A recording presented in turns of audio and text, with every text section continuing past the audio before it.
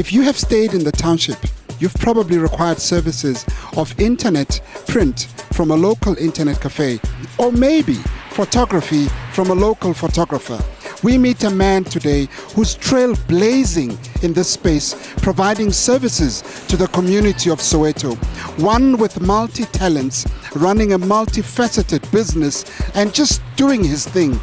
Join us as we find out the man behind the business and just how he does it. It's gonna be fun. Let's go.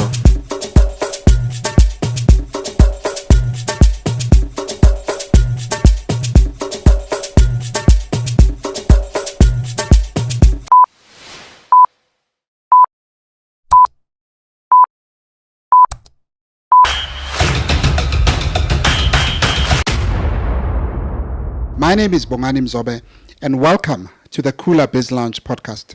Today we meet a very interesting man, a man who Theodore Roosevelt speaks of, a man in the arena, multi-talented, running a multifaceted business and serving his own community. Mothibedi Mohoje, owner and director of Mthi'z Photography and Projects. Welcome to the podcast, Mthi. Thank you very much, Mr. Wangani. Thank you for coming through. It's such a pleasure to be with you today, because you form one of those businesses that I call iconic in the sense that, you know, there's no way that you'll drive in 2 or 3 main roads in Soweto and not find Mthi'z. And I think it's just one of those things that we need to appreciate about our own. The fact that a young black person, a 36-year-old black man, has broken ground and established a business that is providing these important services to his very own community. I must say, I've got a lot of respect for you. I highly appreciate it. We are inspired by people like you as well. No, thank you.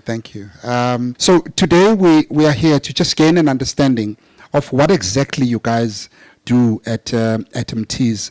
It really looks like a business that is providing, multiple solutions to multiple groups of people, and you are, I think you are the best person to explain to us, what do you guys actually do at Mthi'z? Okay. Hi guys, my name is Mothibedi Mohoje, as introduced by Mr. Bongani. So basically Mthi'z Photography and Projects is a business that is mainly focused on photography, videography. We also grown our business into the printing and branding sphere of business as well, where we also incorporated an internet cafe facility, which also carries a value chain that is being brought by the parcel delivery service. So basically, those are the main focuses of our business. In short. Okay. Yeah. We will get into each offering that you have at a later stage. Okay. But for now, of interest to me, you are an entrepreneur who decided to serve the community of Soweto. Yes. And you told me earlier that you were born, bred and brought up in an informal settlement in the community of Soweto called Mshengu-Ville. Why is it important, or why was it important for you to establish your business amongst your people? Okay. First of all, growing up in Soweto, you are inspired by a lot of things that surround you, Yes. And the mere fact that in the 80s, it was quite difficult for black people to have businesses, legitimate businesses that are meant for the community. And to my understanding, the fact that Soweto is an economic hub on its own, I really felt important. I really felt the importance of me contributing as well. Yes. At some stage in my life, because at that point, I was born in 86, so 86, 87, 88, and I can still remember a bit of the 80s, you know, because I still have memories of my parents taking me to Eyethu Eyethu in Yeah, go Mkhulu. Yeah, you know. So did you actually watch a movie there? Yes. I know the feeling and the experience Yeah. of the Eyethu cinema. Yeah. You know, because that's where I got to know Amatofolax. For those who don't know, the Tofolax Abuyaki, but Tofolax. I don't think Taban knows it. Yeah, I don't think. So that was the main reason for me going to Eyethu, because in those days, Tofolax were everything to us as kids, you know. So my mom always knew that us going to Eyethu, Tofolax has to be part of the menu. So it has to form part of the experience. It had to. So experiencing that and having to see a black person owning a cinema in a black township was fascinating for me, because it's not easy, you know. We always look at those things in value chains like a steak and Nico's and the likes. My brother, the fact that ever since Eyethu, you know, closed its doors, no one is doing it to this day. And those that are doing it at a much smaller scale than, I mean, it's just, you know, movie houses with a TV screen, not a proper, you know, setup like it was Eyethu. You know, so the fact that no one is doing it today must tell you how much of a big deal it was to have it, more so in the 80s. Exactly. When black people were deprived of having such, you know, luxuries. But some black men owned it. Do you know who owned it? Yes, apparently it was owned by the Shabalala family. Okay. Yeah, if I can remember. They still exist yes, within Khoola, and they're still keeping it in that heritage form I know. You know, and I understand the value why they are not even selling it, because they understand the value behind this whole thing. You know, like I was telling you, that's where I was actually born and raised. Yeah. But as you know, the Shabalala family were the very same family that actually established Orange Farm. Oh wow. Yes. Okay. Yes. So Orange Farm exists because of that family. Okay. And that is why there's a mall in Orange Farm today called Eyethu Orange Farm Mall. So basically, I've never made that link. Really? No. So that same Shabalala family is involved in that mall called Eyethu. Exactly. That is why it's called Eyethu Orange Farm Mall. Jeez, I've never made that link. You know, so basically it's a way of linking themselves to the heritage and the establishment of the place. You know, I was also born Komofolo. My mom is you know, is a girl from Komofolo. Yeah. And she grew up there, so I was born there. Nice. And Eyethu was just a stone throw away. I mean, sure, you know, Mshengu-Ville was even closer. Exactly, you know, when we used to have fights, Monomoskanging, Nerukapana Kamaje. The Texans said Exactly. And I'm sure you've experienced Bo Hare Hare back in Mshengu-Ville. I have. So I'm part of that generation. It's so interesting that we get to meet on this platform, having been, you know, even if we didn't know each other then. I mean, I was born in 1983. Yes. And it's the same generation. Exactly. At some point, I'm sure we saw each other. Probably. China, we met because was boundary.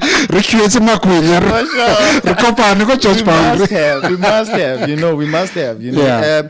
But more than anything, you know, it's one of those things where you need to be open-minded and always have that thought that as Soweto, we carry a huge value chain, and we carry so much history behind it. A lot. You know, and those are the kind of histories we need to articulate share with people. you know. Yes, yes. Because some people might think that Bawona Ole Motolengena today and think, this guy always had it nice. Yes, you know. yes.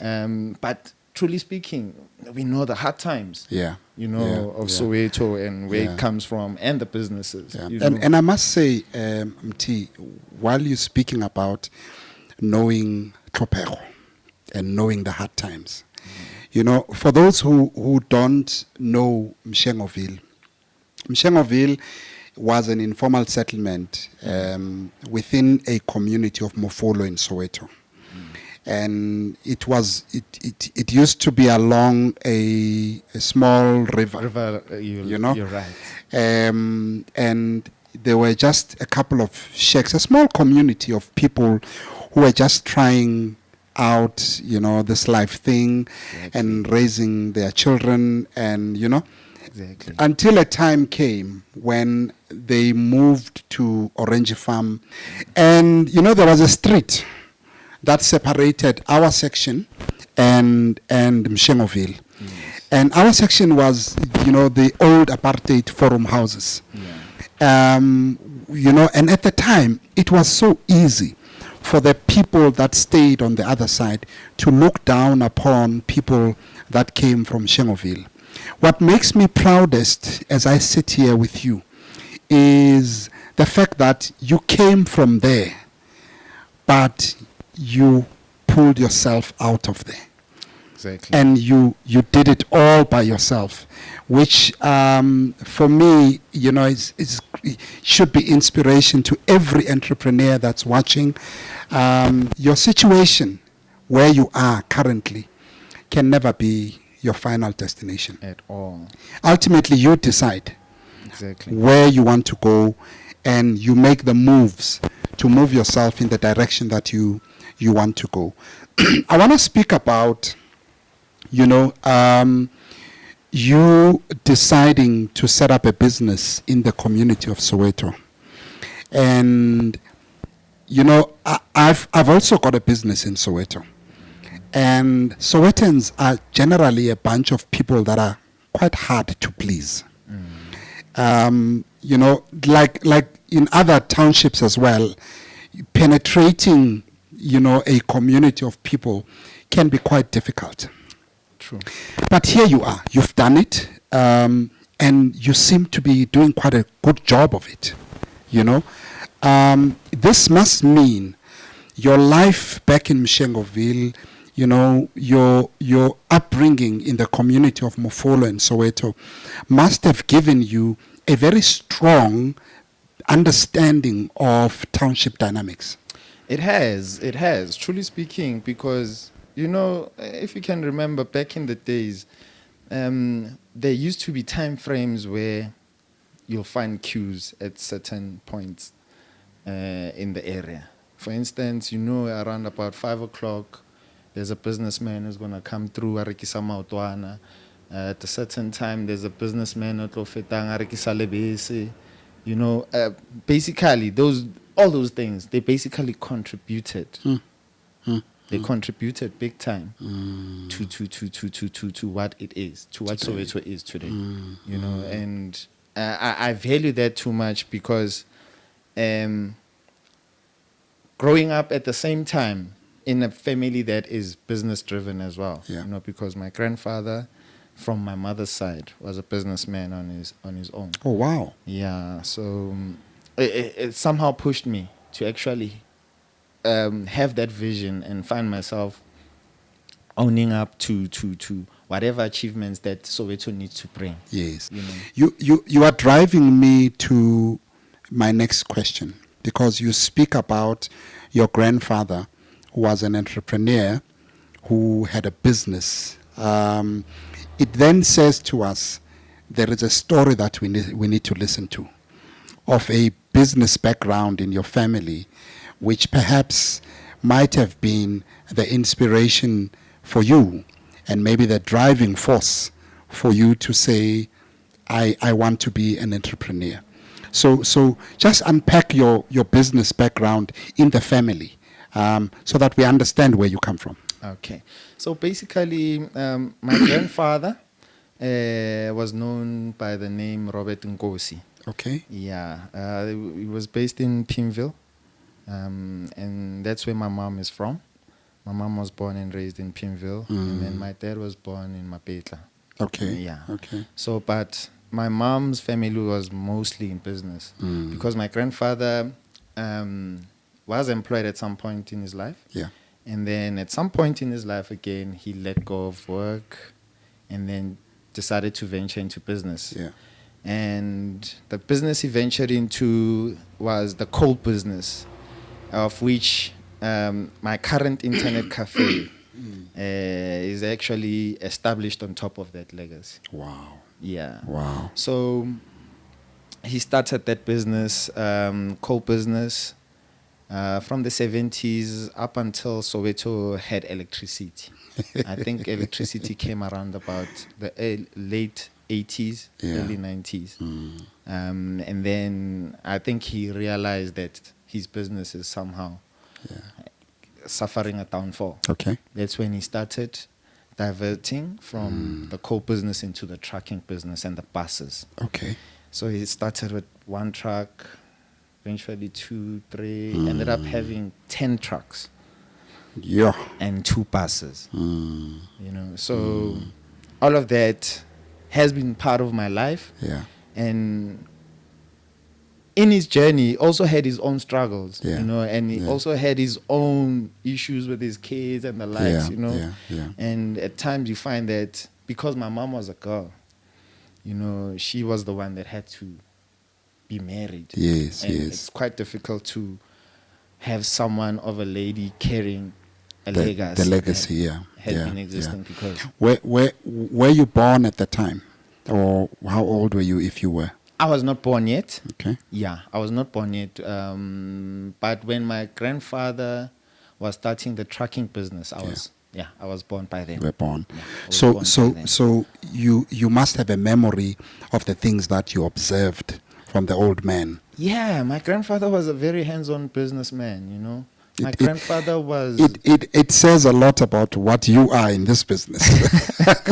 Because you truly are the man inside the arena. Hey, truly speaking, I guess I've taken that from my mother's side, because my grandfather was very hands-on in his business, even the guys that he hired for truck driving and all that, he used to conduct his own tests. Yes. He would take them around, I would hop in at the back, have the driver on the right, him on the left, and just listen to him shouting at this guy, changing gears, and end up not even getting the job because he's not impressed. Yes, but he was someone who was very hard at work, was very strict, was very goal-driven, and really wanted to see things happen. You put up a collage of pictures of your family behind us here.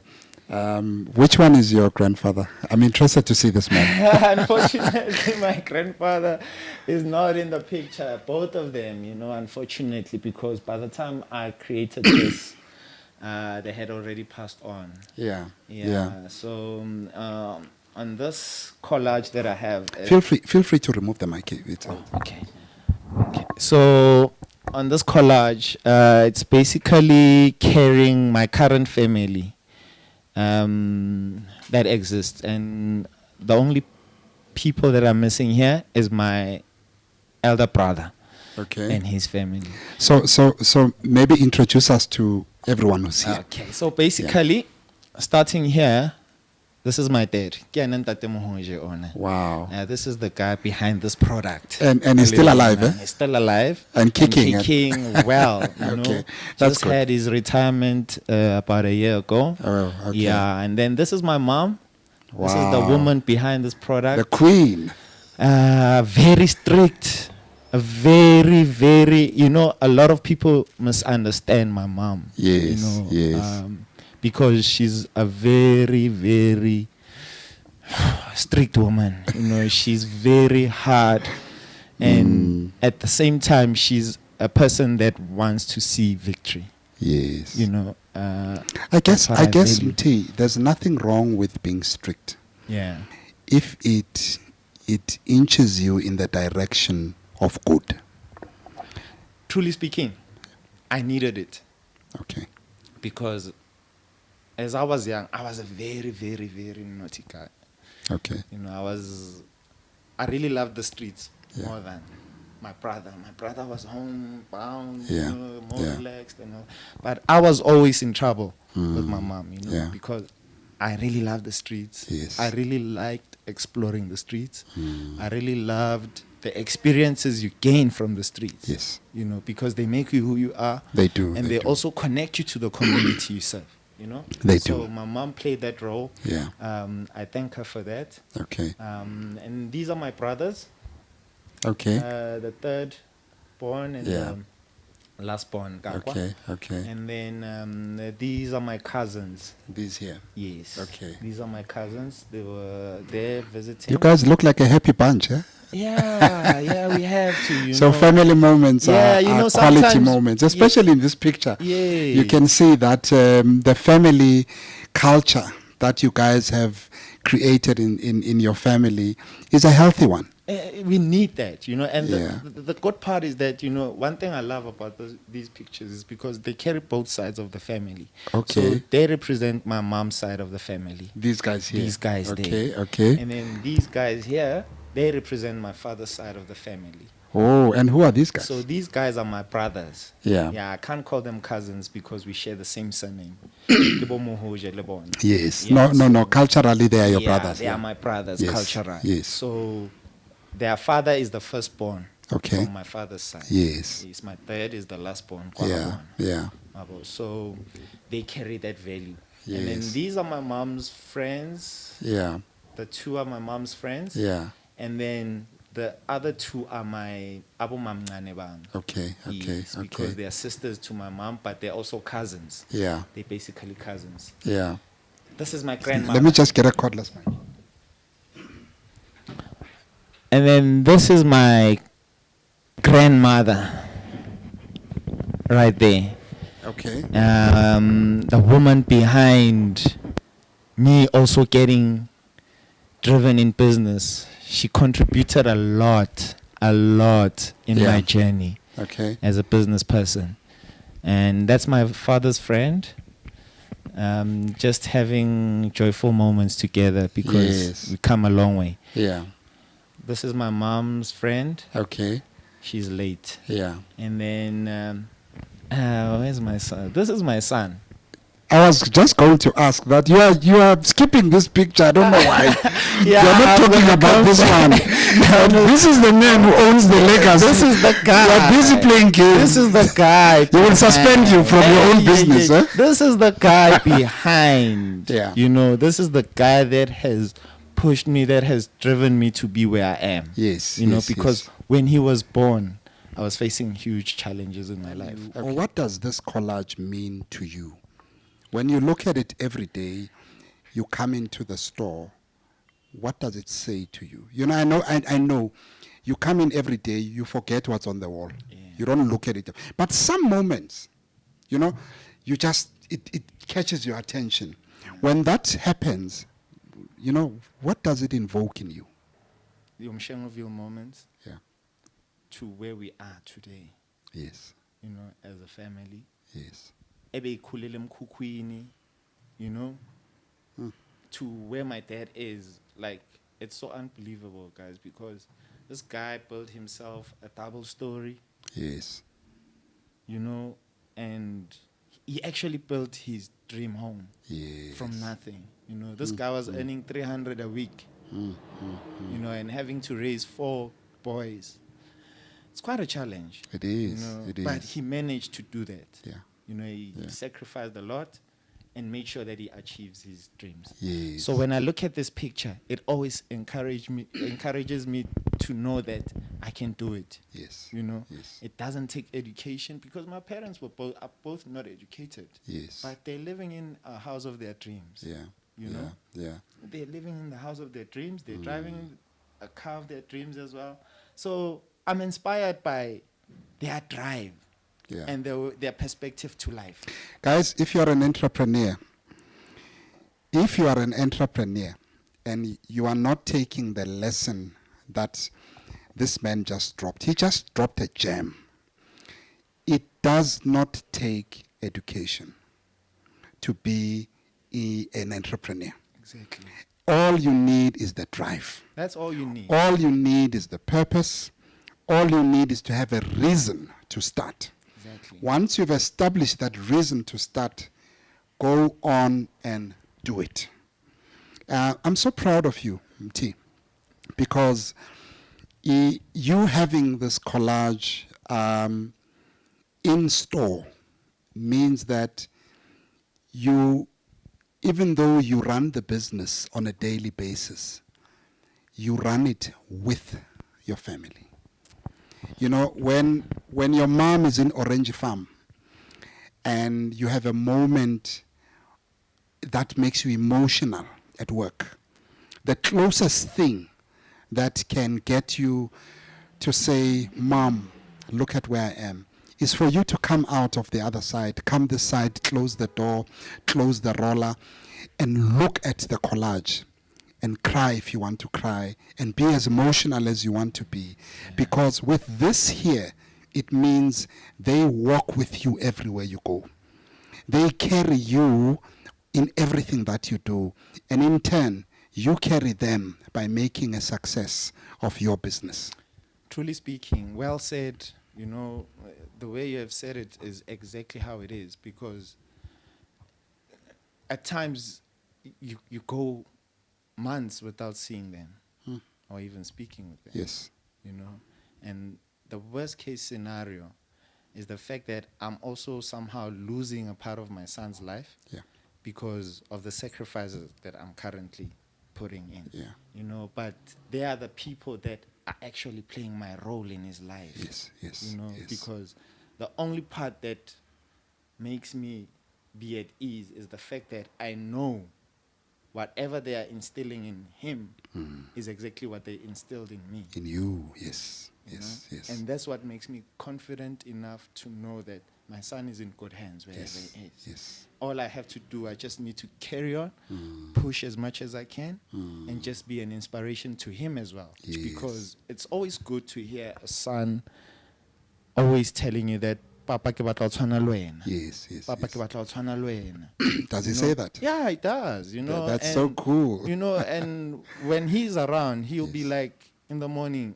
Papa, you said re ko shopong o lo nruta msebetsi ntho e tla me ke qhubeke ko yona. So kanto etsalang no? You know, so it has come to that point. You know, my son even understands the value behind this thing I'm doing. You know, and he's seeing the rewards as well. You know, and he's also seeing himself within those shoes at some point in his life. Yeah. What is your son's name?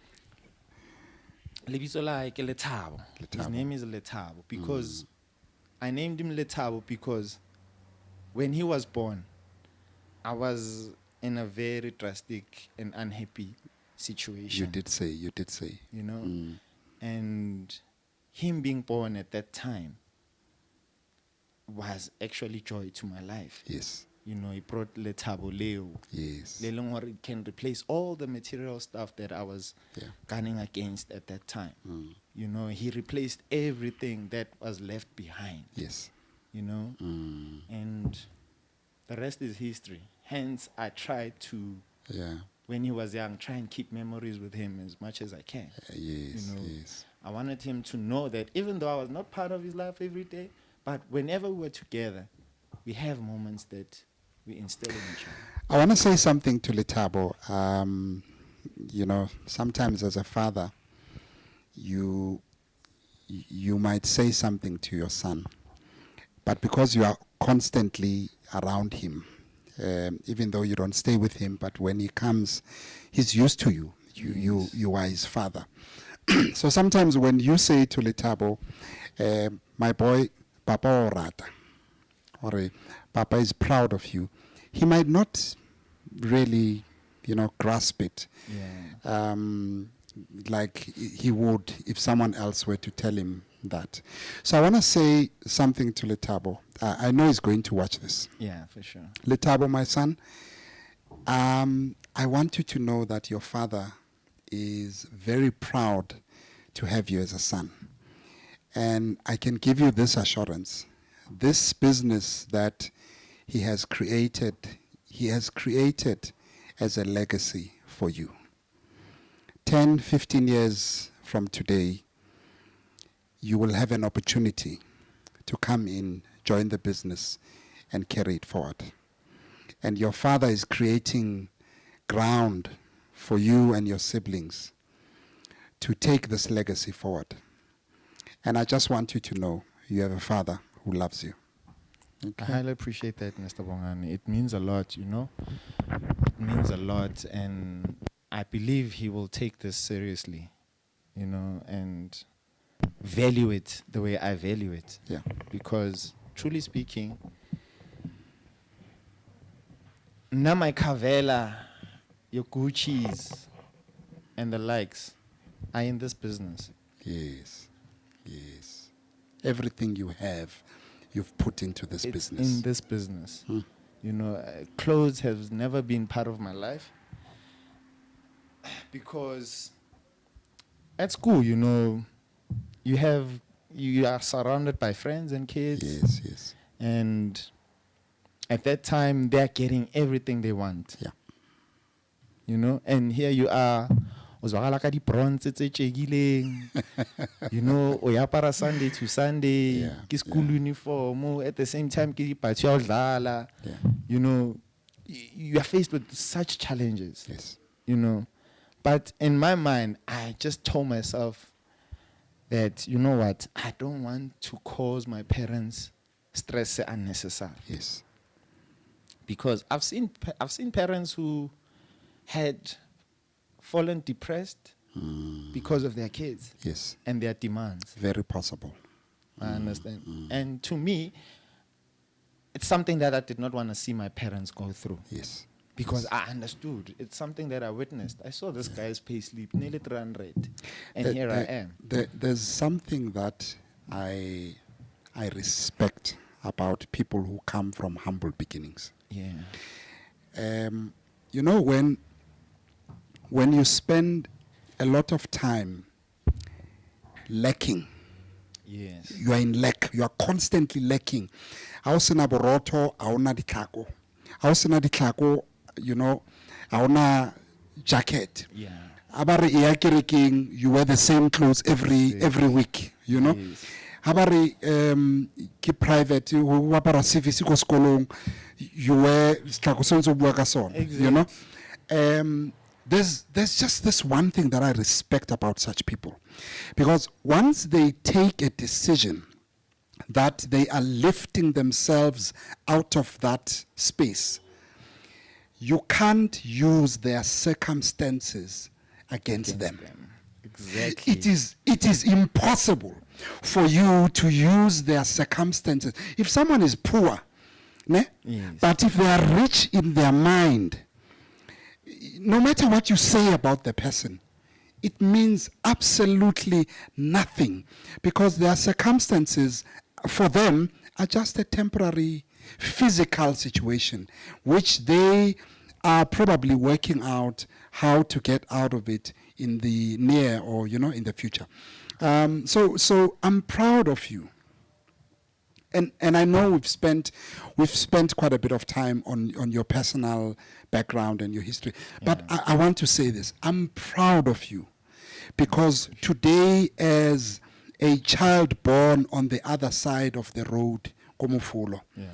I am being inspired by a child born on the Mshengu-Ville side of Mofolo. Highly appreciate It makes me emotional as I'm sitting here, because people don't understand what it means to lift yourself up out of poverty. And that's what it And for me to sit here and draw inspiration from you today, and I really hope, you know, people that are watching draw inspiration as well. For me to sit here and draw inspiration from you, Mchana, I take my hat off. I really take my hat off for you. Well done. I highly appreciate Yeah, it. I have to give you the shake. Well done, highly man. appreciate it. Well done, well done. I appreciate And You know, I feel like we've just had a very emotional moment. Don't you guys feel we've just had a very, you know, those guys are quiet. I'm sure they are crying.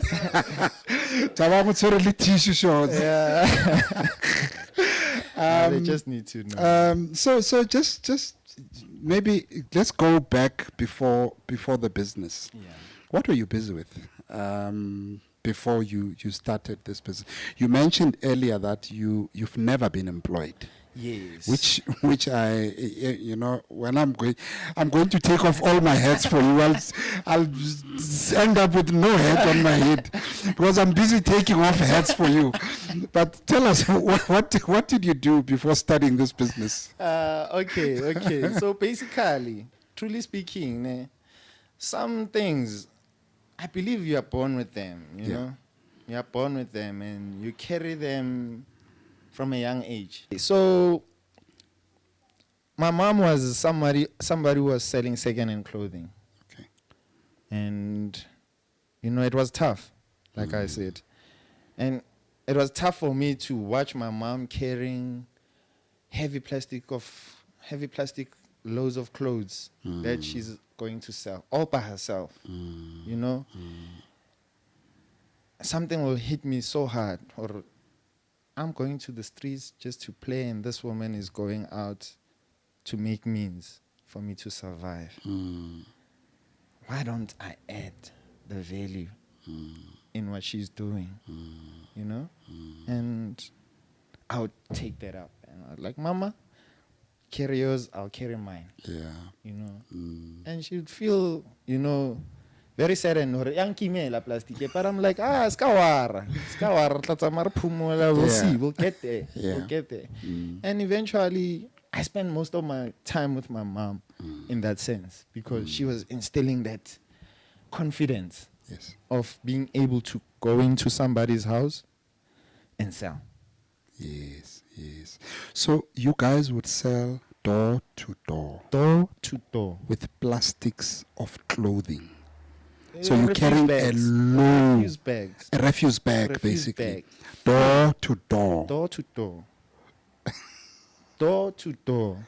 We were knocking, getting there. Some people she would know, set up a chat, have that chat, and then we move out next door.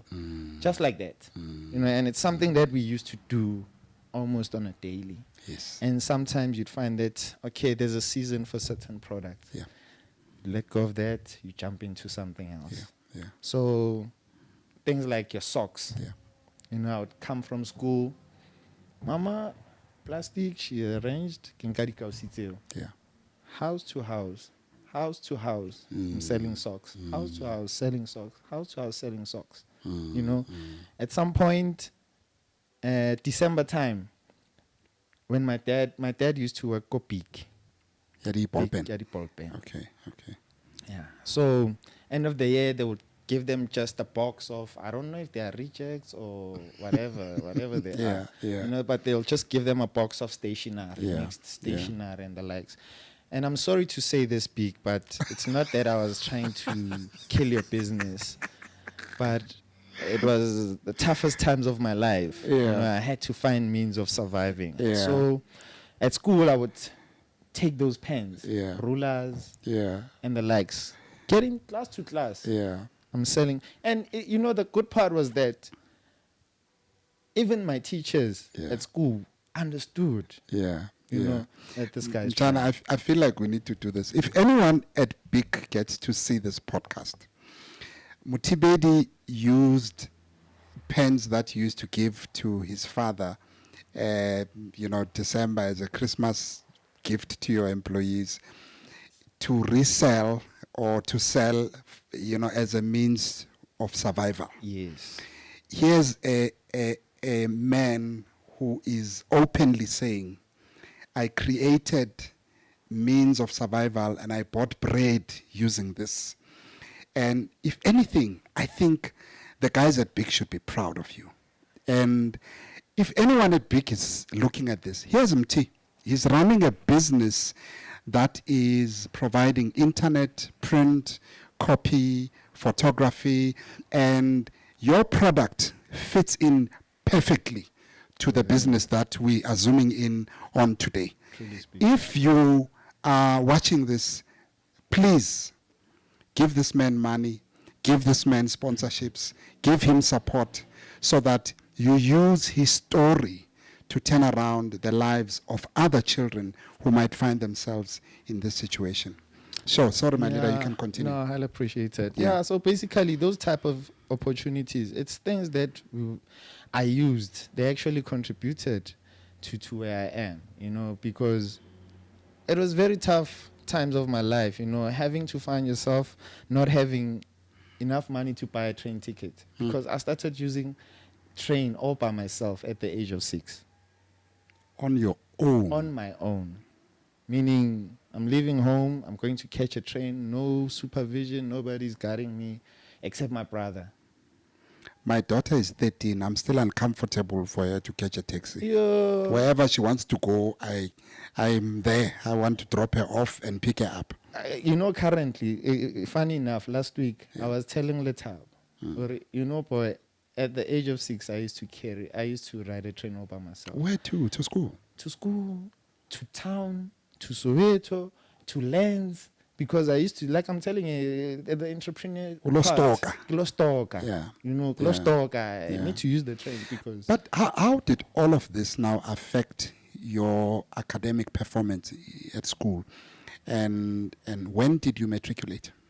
I matriculated 2003. Okay. Yeah, and truly speaking, I never failed from sub A till matric. So with There's all of never that been- activity happening in your life, when you go back home, you must be an entrepreneur. When you know, weekend, I'm sure you didn't have time to be playing. Yeah, weekends, yes, because I'm had with to my mom. survive. Yes, I'm with my mom on Yeah. weekends. You know, Saturdays, that's when people are around. and So you when have do you to- get time? What's the homework? When do you get time? Yeah, when I In fact, it was, you know, it was tough, man. There was no time for that at that time for me. You know, the main focus was for our family to survive. Yeah. You know, and make sure that it's said hore o tsoa o bona motswadi wa lo kadima next door. Yeah. I understand. Yeah. I think we were also quite fortunate because back then it was not, you know, today. Yeah. Today, Yo, motswadi a tswa ko mo next door. Hey, you sky boo. I look up a swikiri today.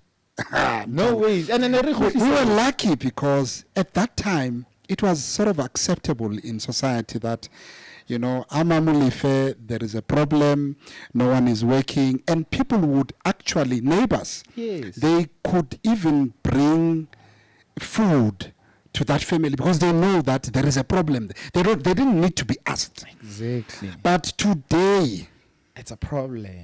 Jara, We can say something. let's go back to Yeah, entrepreneurship. so, you know, but Yeah. yeah, basically it was difficult for me. Struggling all the time. You know, Yes, because remember, such struggles also bring instability within the family. A lot. We have parents A lot. fighting, Yeah.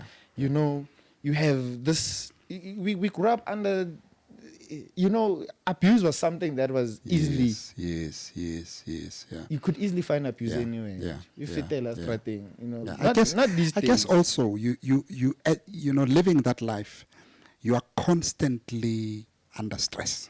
Yes. Your stress levels are so high, and it's a constant thing. You come home, you are stressed. You go to school, you are stressed. You know. You go to your friends, even your girlfriend, where you are supposed to be releasing the You stress. know, I you don't know. not. Hey, but not. But even where you are supposed to be releasing that stress, Yes. you are still stressed there, and it ultimately affects who you become everywhere you go. It does. Your character, your energy, the energy that you put out to people, it ultimately affects all of those things. And I can imagine when you matriculated, you know, you were a young person, Yes.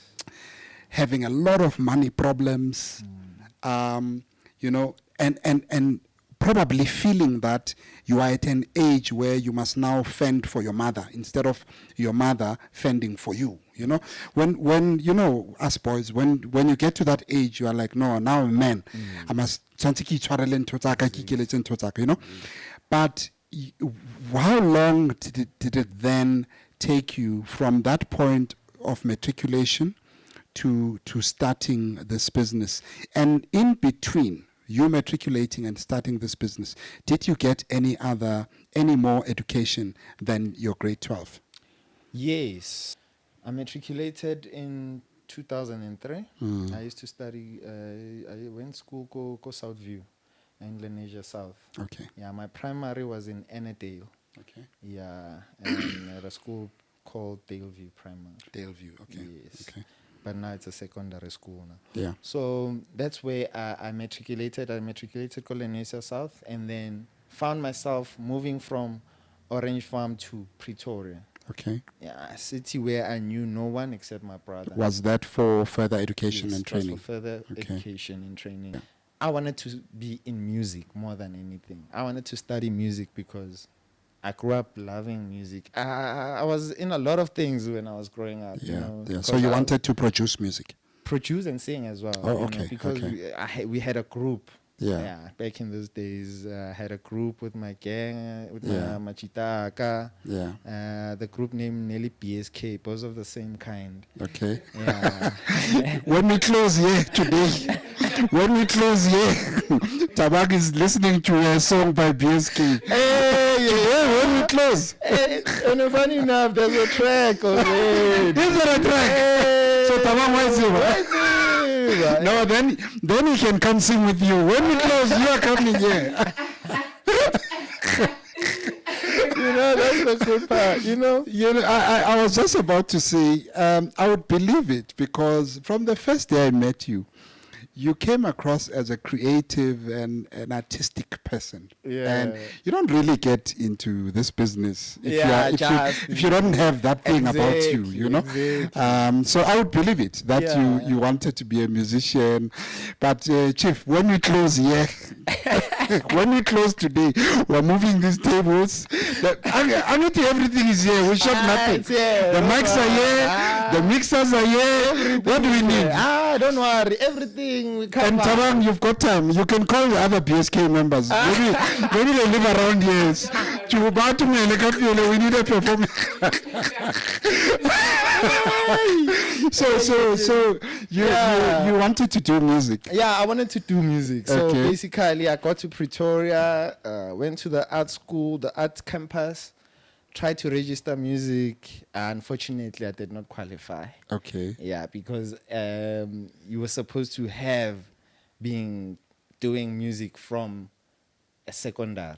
Okay, from high school. Yeah, you need to Okay. have something that will qualify you when you get to tertiary. But- that is music related. Marakiri, they would say, here's an audition, sing. Unfortunately, go the technology, University Yeah. of Technologies, Yeah. they don't audition. So they've got a different way of, they've got a different recruitment. way. Yeah, they don't work at the auditions. They qualify. You need to qualify. Okay, In order for you to become a qualified musician or to study music. Yeah, You yeah. know, so my dreams just shattered. And then you decided to go and study the numbers. Yeah, it was out of no choice because that was the only course that was available at that time. So You know? did you understand them? I did because I was fortunate enough.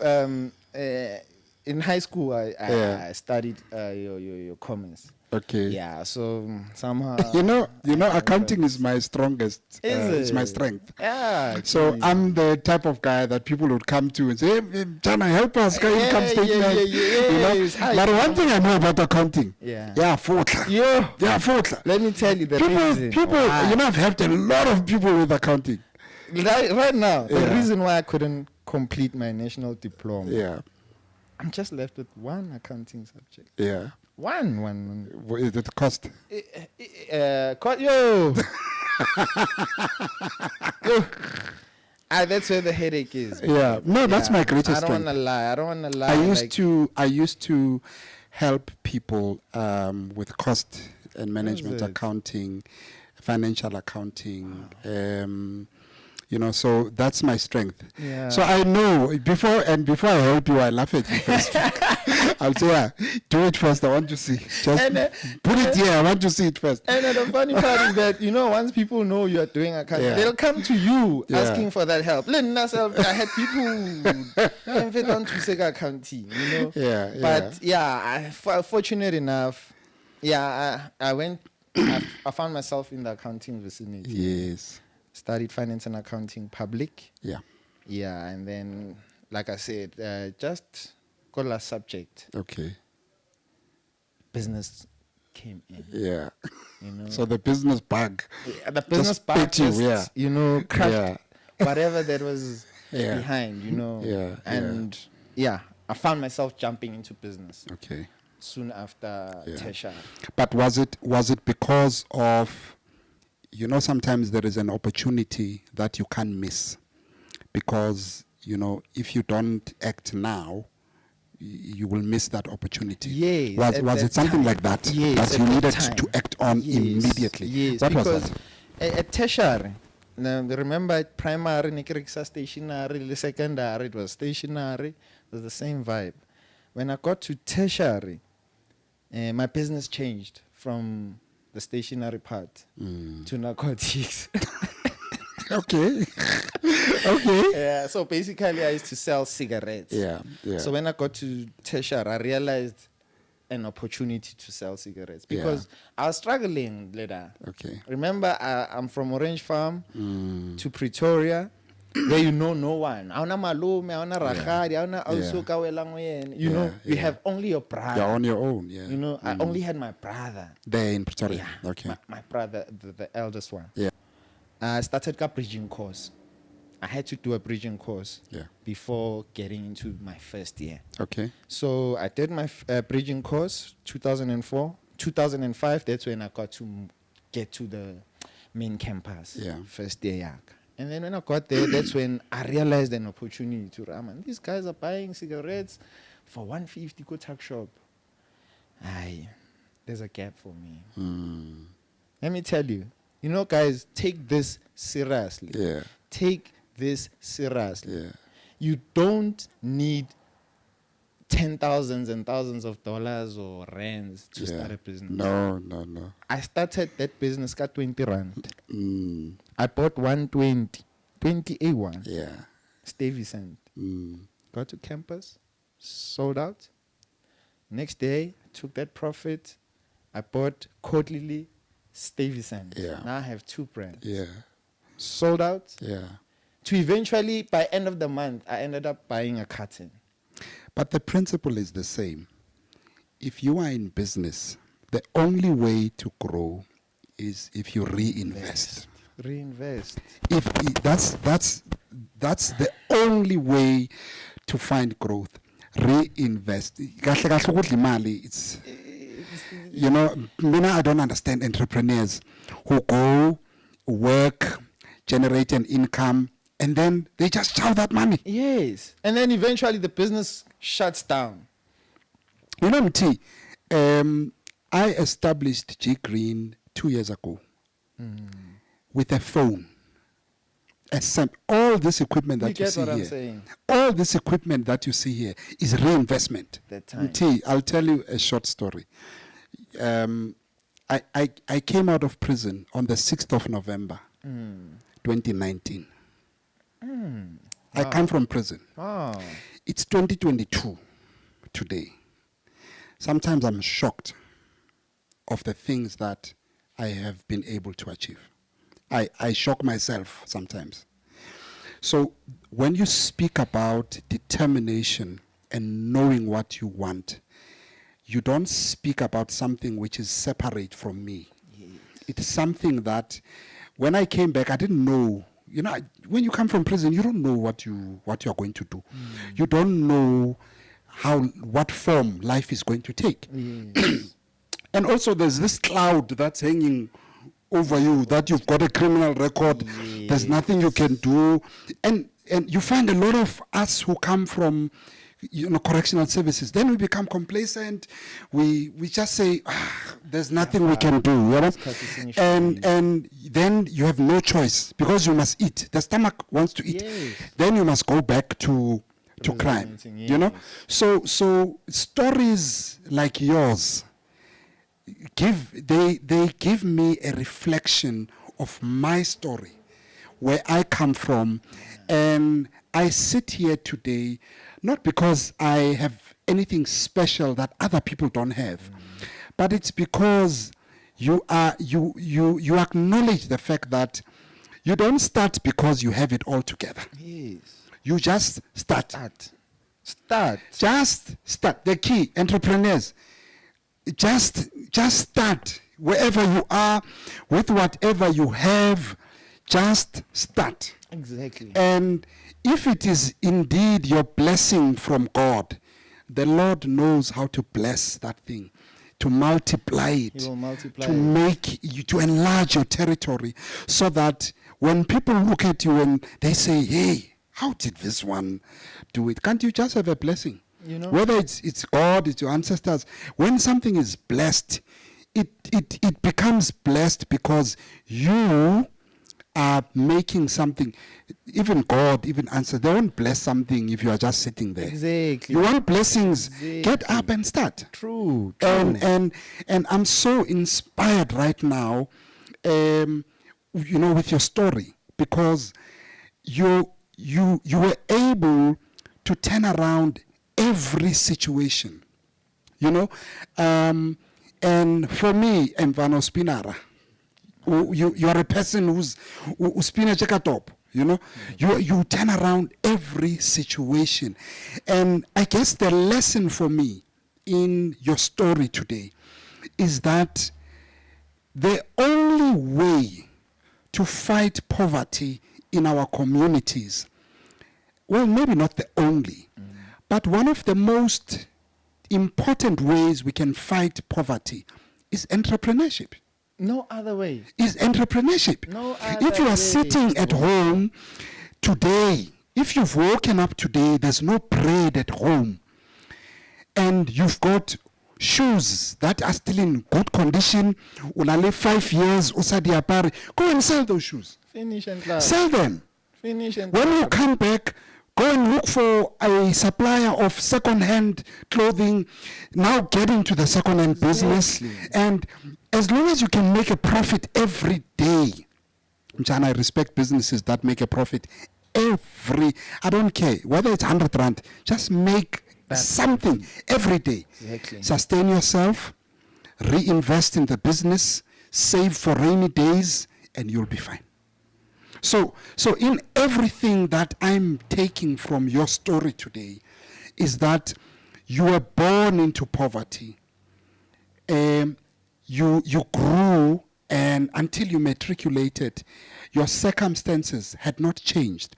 But constantly you were spinning and making sure that the only way you address your poverty is entrepreneurship. You were selling at school, you were selling probably in the train, you sold as well. Yeah. You were selling at home, you were selling at tertiary, and that for me speaks to a man who's in the arena.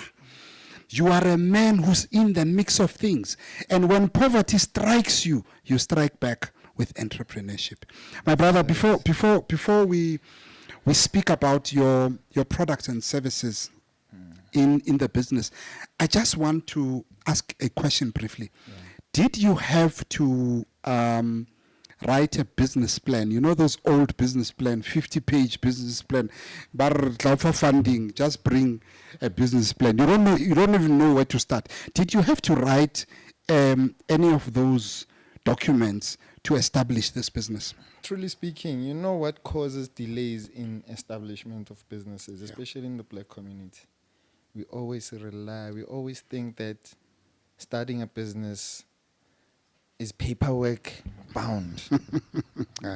Then you don't want to start it. You don't want to start. Then you don't want to start a business. Understand. One thing about me, I've never had to move out of my parents' home to go and stay at varsity or at res or whatever, but I definitely have got friends that have experienced this life. And you know, even when you don't stay at res or you know, away from home, you always go there because Mchana, that's where the exactly. that's where the girls are, you know. Exactly. That's where the nice things are. True. So when you're a young person, every weekend you liko res ya banyana, you know, lipandile kara lilokoleka ya mchaivong, you know. Exactly.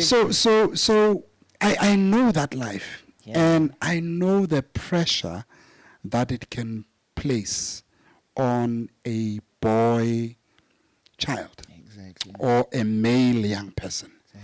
And these are things that, you know, community doesn't really address.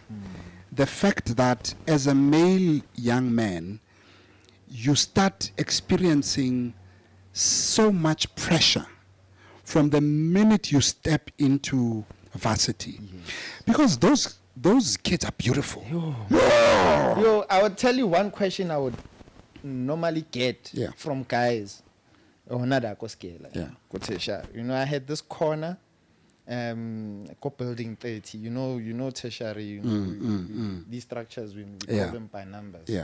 So I used to sell building 31. Building 31, where I used to sell, was actually next to the bus stop. Okay. It was not far. So basically, when everyone flocks out of the you've bus, got eyes on they basically everyone. So the most beautiful girl passes you there every day. Definitely. Yeah. You get what I'm saying? And I'd get guys from another scale, and this other guy would ask me, Mthi'z, and like winka guy black A or rekisi. So Yeah. and my answer was simple to him. Well, my brother, look at where I am. Look at where you are. Do you have food right now as we speak? Do you have anything to feed on when you go back to your flat? Yeah. Well, I don't. I don't have anything to feed on. I'm doing what I'm doing so that I survive. The very same girls you are worried about, or barring what, they're going to feed on this money. Because money is the same, Chana. Money is the same. So as to how I did the money or how I made the money, it doesn't matter. No. At the end of the day, I have achieved my reason for standing here. They They know, my brother. They will leave him and come to you. They will even tell you, no, you know what? Because they want the money. Exactly. I don't want to lie. Women like people with vibe. No, they do. I understand. Also, a vibe. Yeah. Yes, you'd wonder why. No, look, women must be kept. You must treat your lady like a queen, and to do that, you need to make her feel special. You know, that involves taking her to places, and it can put enormous pressure as well on a young man who is in varsity. So I understand exactly what you speak about when you say you had no choice but to start a business where you were. And I'm sure it's also because the little money that was back home could only, you know, support them at home. When as a young man who's in Pretoria, I'm sure the fact that I'm taking money from these people when I know their struggles. So big up to you, honestly. Hey, Chana, you're gonna finish my hats, but I'm taking off another hat for you. Big up to you, because you know you protected your family at that age. The little resources they had, you were prepared to have them spend it on themselves, and you generate your own income where you were. So you did not write a business plan. No, I did not write a business plan. But you knew what you wanted to do. Because often a business plan is here. It's in your head. Yeah. You know. So you knew what you wanted to do. Yes. What was your first step then? My first step was buying stock. That was the most Which stock thing. are we talking about? Because with the very same money that I used, like I was telling you, I started that business got 20 rand. Yeah. Yeah. Grew that business. That business eventually, every day, I made sure that business would bank 50 rands. Every day. Every day. I bank 50 rands. And then what I did was I started cut 20. I bought 20 ngwe, I bought a carton. I ended up buying 2 cartons. Yes. So it never Stuyvesant and Cordley. Yeah. And then I bought, because now I had studied my market. Yes. And my customers were starting to demand other products other than the product I am carrying. Yes. What I did, I bought those other extra products. Ne? The profit that I was making from those products, Yeah. I made sure that they don't disturb my actual everyday banking target. Yeah. Yeah. So 50 rand was my target. So if Genza 60 rand, it means I have 10 rands to spare. If Genza 51 rand, it means I have 1 1 rand, rand to spare. Yeah. But that 50 rand, the dark blue. So you held yourself accountable every day. I had to. I had to. I had to. So I held myself accountable. I made profit eventually from 50 rands to 100 rands a day. You started banking 100 rand a 100 day. rands a day. So is this how you eventually funded the current business? You can say, because from that business, from those 100 rands, I was staying in Tembisa. I moved from Pretoria at that time and now moved to Tembisa. Okay. Tembisa had my own struggles there because my brother just bought a house there. And then, eventually he found himself hung into Pretoria and found myself Kiliko Tembisa all by myself. Mchana, there's one thing about Pretoria. Akuphumeki.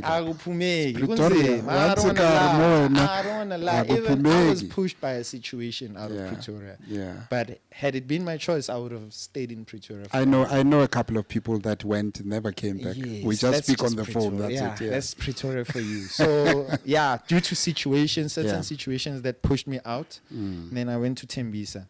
Whilst in Tembisa, the very same money I was saving, there used to be a car in Eyethu. I'm sure you know a Peugeot 504. Okay. Peugeot 504 Nelike station wagon. Yeah. The station wagon. So that station wagon sale has been carrying our family for years. Okay. Yeah. It has its own stories, Leon. When I was in Tembisa, I decided to fix that car. Okay. I jumped into the taxi industry. I was 22 years. Is there anything you haven't done? Is Is there anything you haven't done? Please tell me if you're about to tell me you've sold diamonds. This man, is there anything you haven't done? Eventually, So you jumped into the taxi business. I jumped into the taxi business. So taxi business, yadi karatsenyana, Yes, yeah. Karatse tsa msivtsi. Okay. So where were you trading in Tembisa or in Tembisa, Ivory Park?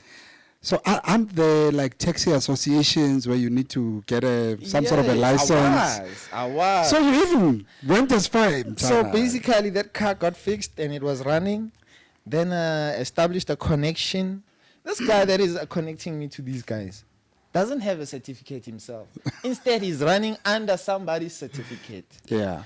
But when I got to be I got in there, I actually got the certificate for myself. So basically, I was able to achieve a certificate that I owned that would allow me to even add more taxis. Is that not a trailblazing? This is what I call trail. You find people there.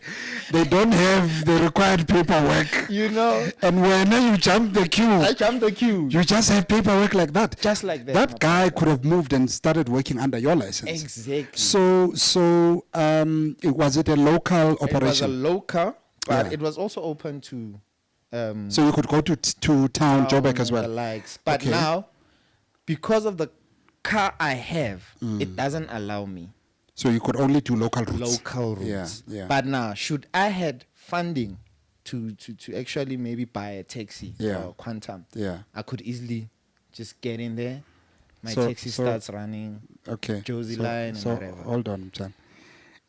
After this podcast, if I commit 800,000 We're going to buy a taxi. That license, you still have it, Mas. Unfortunately. I'm telling you, you're killing me. You're killing me.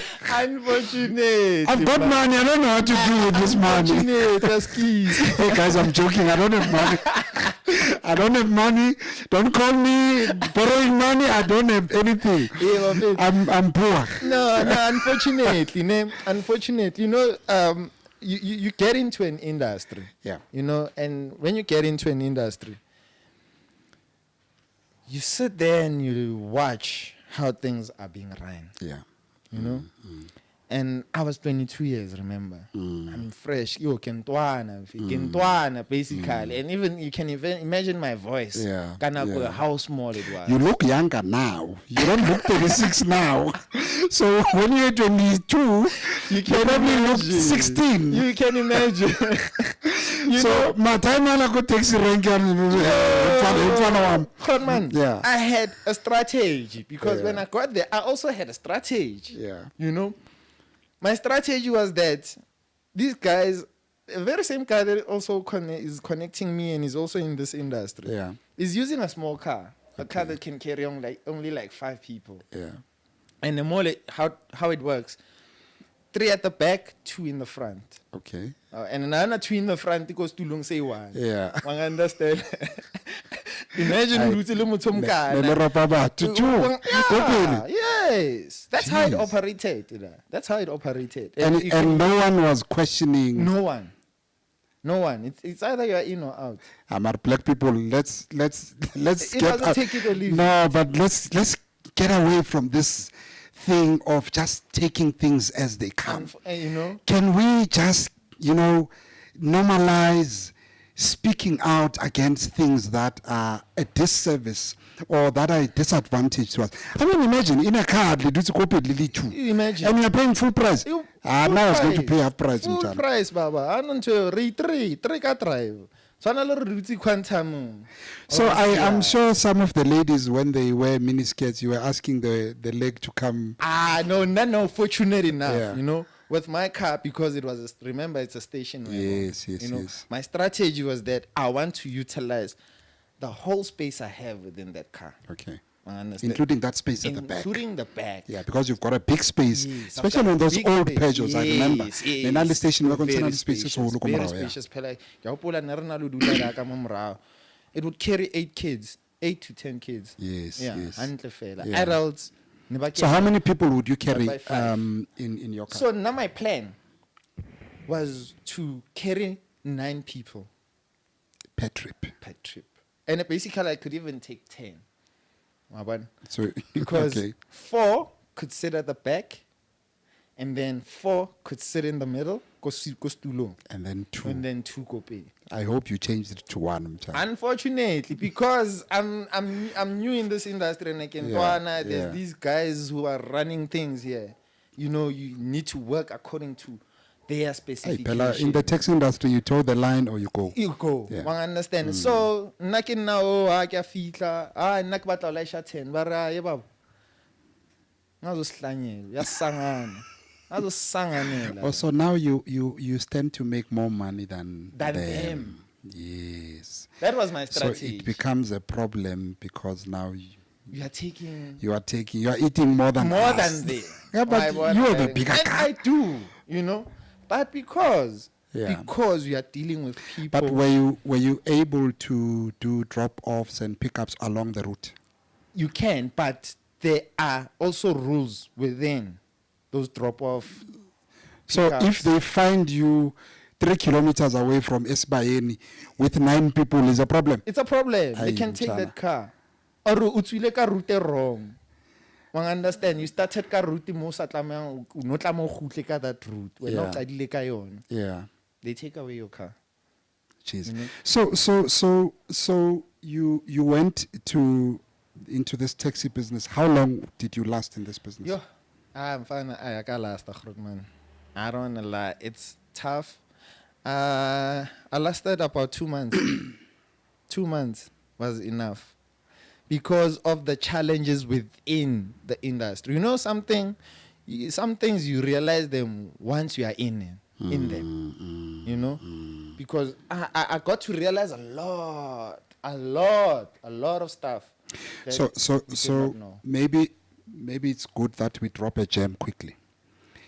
Understand where you are going before you go. Exactly. So as an entrepreneur, if you want to go into the trucking business, never ever set foot in that market until you understand fully the dynamics, the market condition, who are the key players, what growth and investment opportunities are there, and what is the outlook, the future outlook of the industry that you are interested in.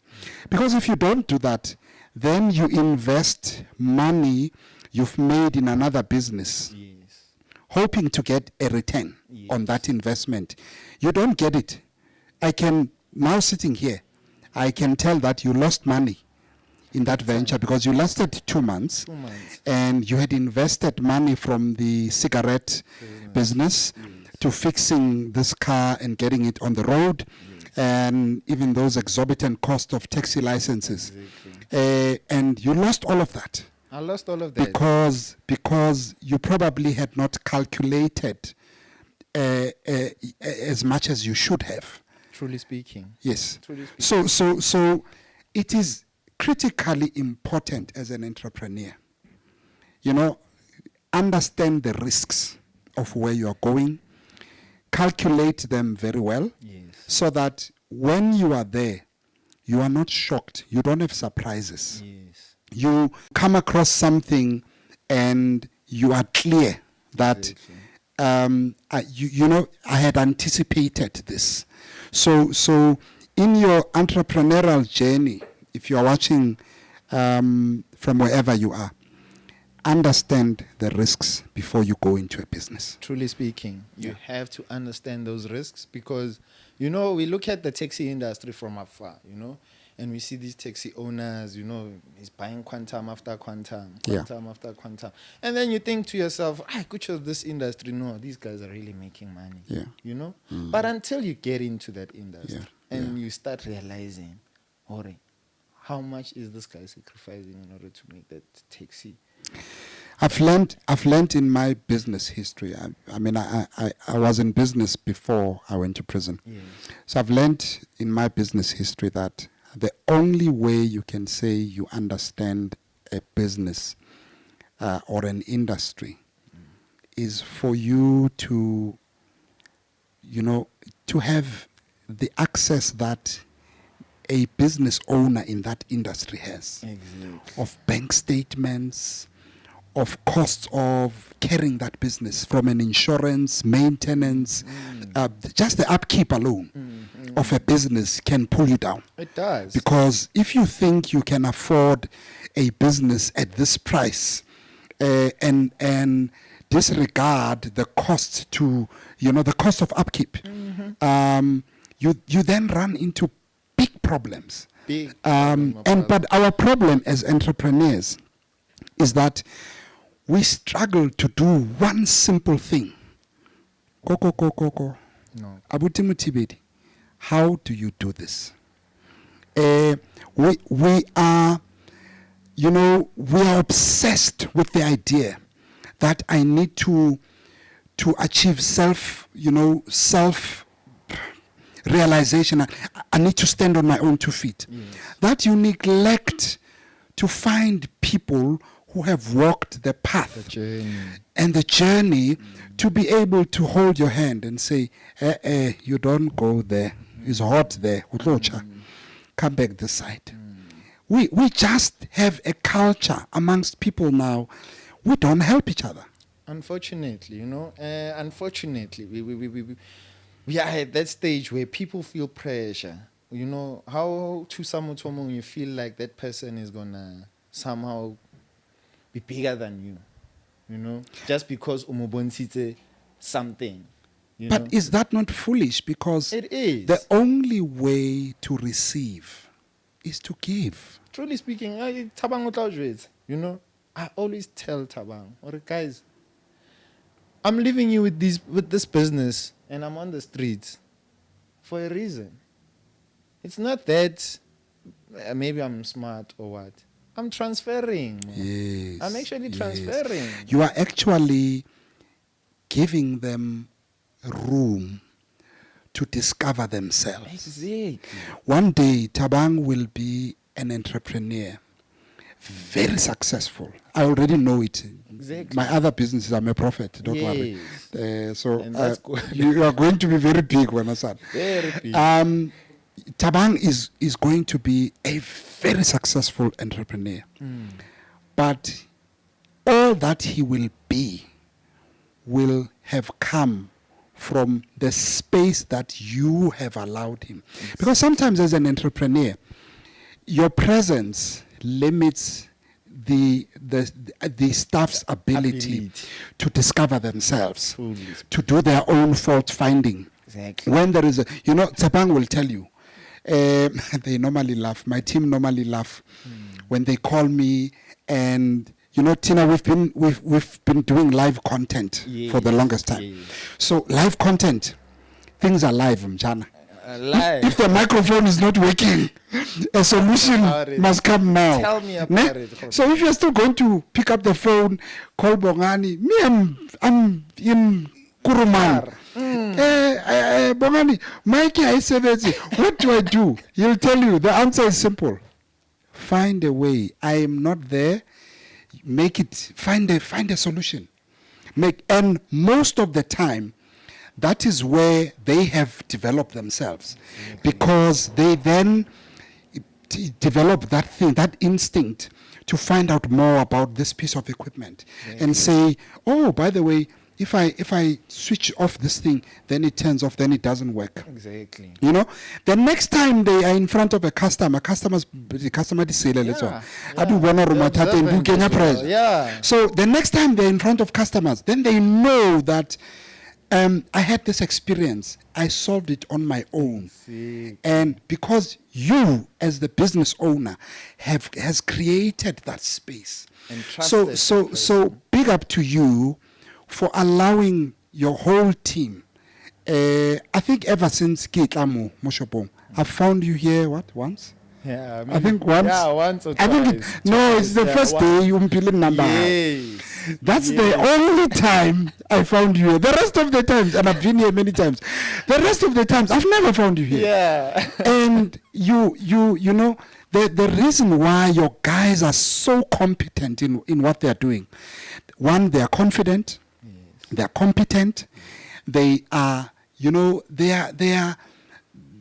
there's that thing about customer service that, when you enter a shop and the person omotola moshopong, it's over comfortable, and you walk out with a smile. True. Tabantwanak, your whole team, Mama Petla, you do that for your customers. True. If you did it for me only, I don't know, but I'm pretty sure you do it for all your customers. But that can only come when you, as an entrepreneur, step back. Exactly. And allow them room for that to happen. So when you had realized that there was no longer a business in Tembisa in terms of the taxi business, you obviously had to, make plans. Exactly. Was that now where you moved from coming to Mthi'z Photography and Projects? So basically, the taxi business, at some point, there was a point where I needed just a little bit of extra money in order for things to work out. Yes. The very same grandmother, she gave me next shot 700 probably, or 1,000. Went to her, RM Fitch. Like, why are you jumping into a taxi industry? Yeah. Whilst because her sister is from a taxi industry, and herself as well. They used to have taxis, 2 taxis. She used to have 2 taxis. So she was not happy with you going into that industry. She was not happy at all. She was not happy, and she was like, why this industry? Because you from school and the likes. And I was like, I'm a coco. In life, I've watched you guys do your thing. Yeah. Yeah, and in life, I just believe in trying things out. Yeah. I want to fail something. Yes. I understand. Yes, Because yes. what's the point of failing something or it's about the end results? It's a thing. I understand. And so that is why even with businesses that we establish as black people, some businesses, but they establish them in their heads and it ends up there. You don't put it to the test. I understand. You don't put it to the test. And that's a problem. Because you'll never know what results it's going to yield. There are people who have started stuff and knew from the start that it's going to be negative. But they did it anyways. And eventually things work out. They turned out the other way around. I understand. So that perception, of doubting yourself. I never had doubts. I even told her, right? No, I'm not doubtful. I want to try this out. So were you not afraid of failure? I was not, because I knew failure is part of our lives. It's part of our lives. Even the most successful people will tell you, we only see the positives. They don't show us the negatives that they faced throughout their journeys. I understand. So it's one of those things where you just need to be confident and believe in yourself more than anything. Believe in whatever that you have in mind. That's important. It's very important. Extremely because important. no one else is going to understand it better than you do. I understand. No one. Like even when I started here, a lot of people have failed my business. It's okay.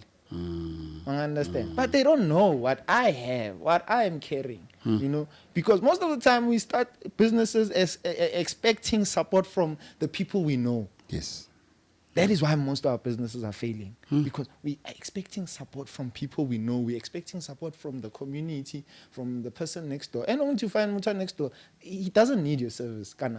Yes. He might need your service maybe 10 years later. Most longer or well established. I understand. But now because we based and we like, hence I'm able to start a business anywhere. I don't think I can start a business anywhere and it will fail.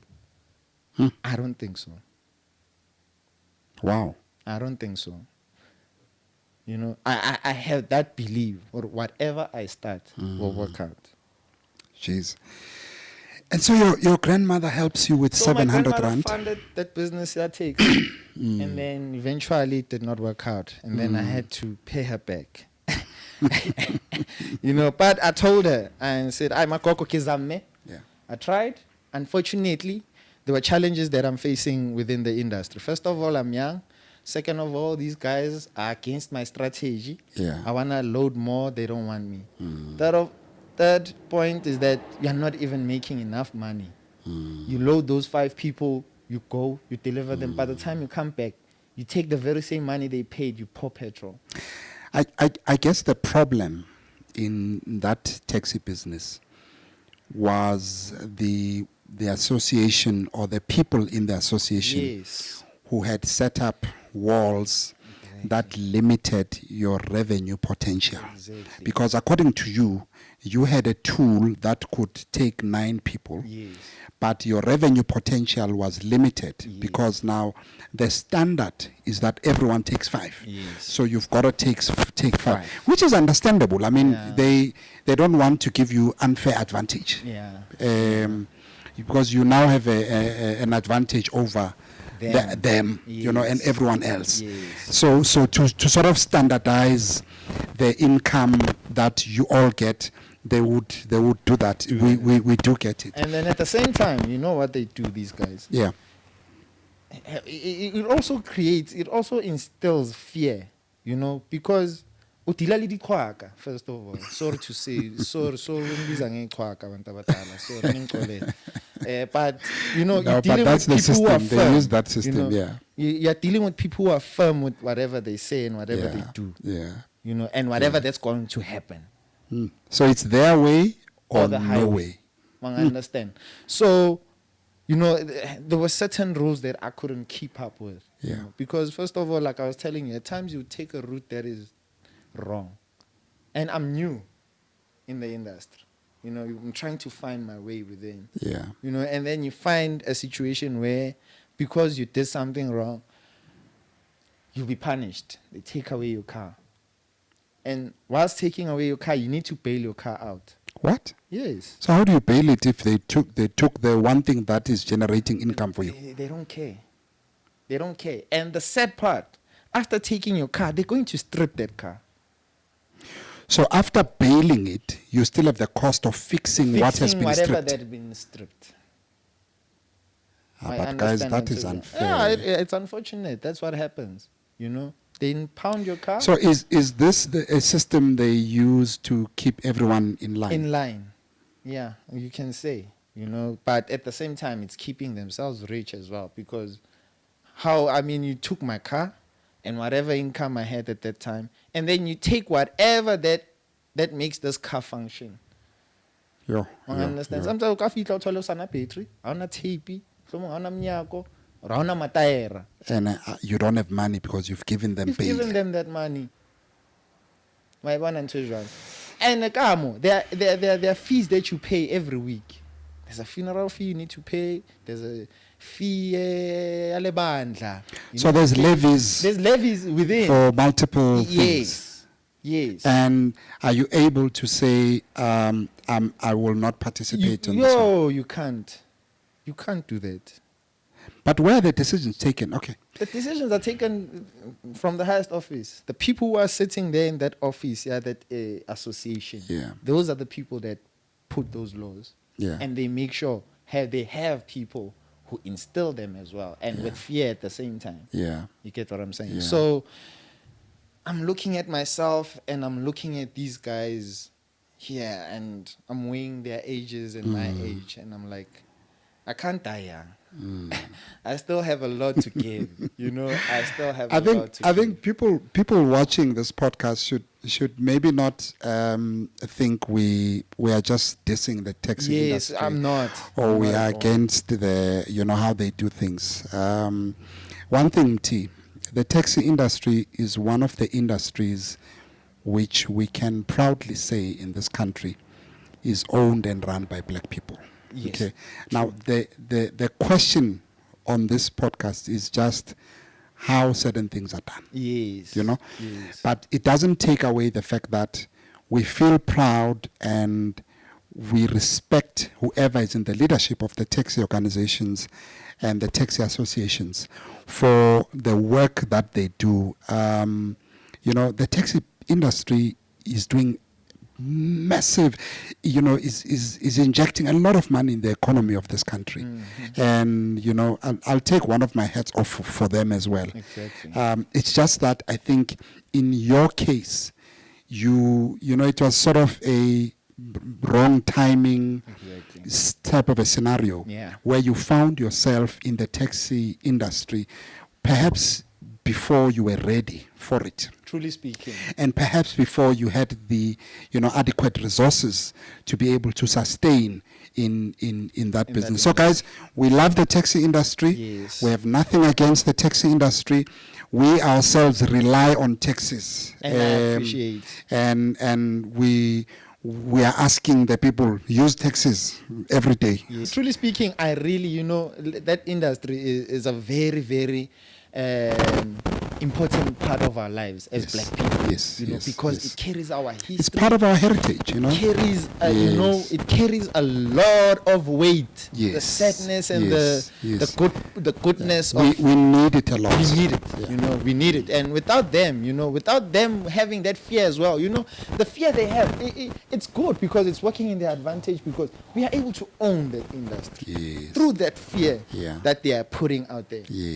And I'm proud of it. You are so right.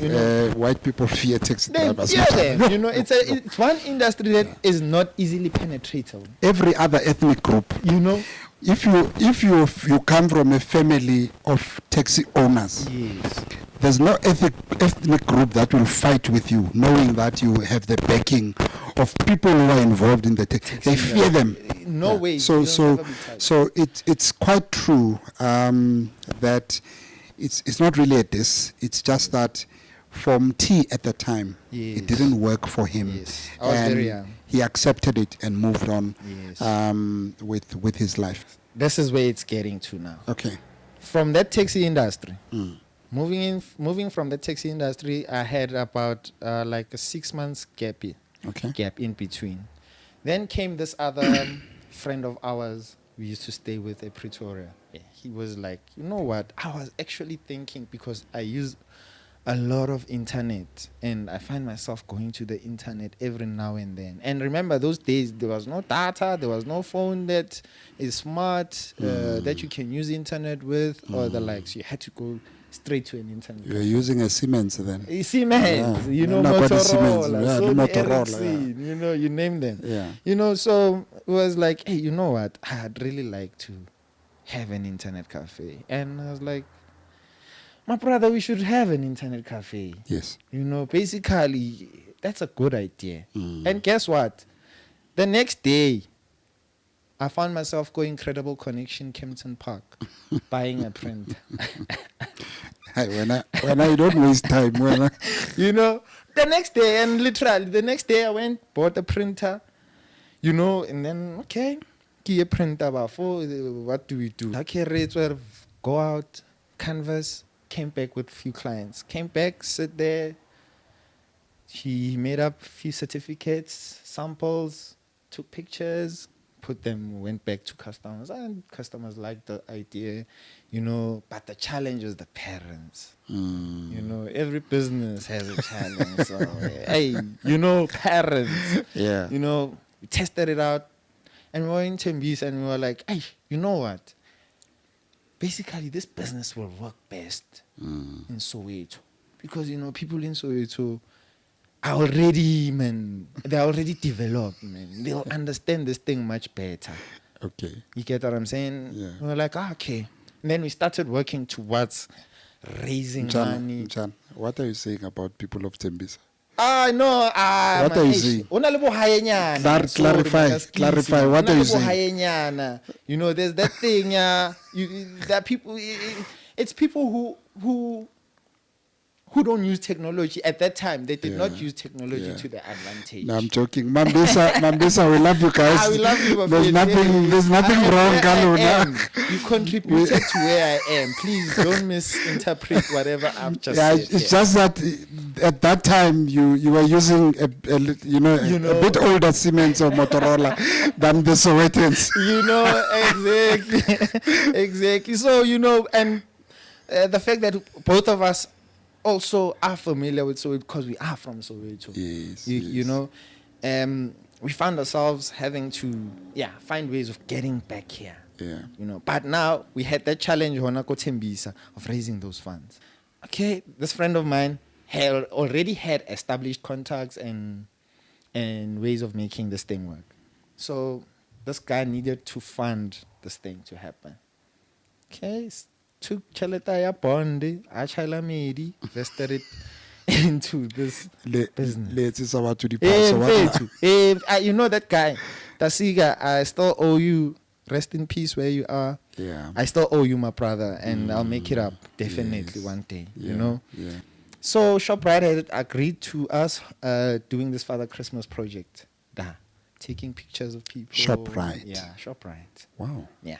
I know. So you guys, from the word go, you are busy. You are playing with the big dogs. Mutual as well. Yeah, because All Mutual also contributed this Father Christmas. They had trees in one of their offices in Hyde Park. All right, we'll come to that. Let's move to. We moved on and then established that thing, Rahosta Father Christmas project. Yeah.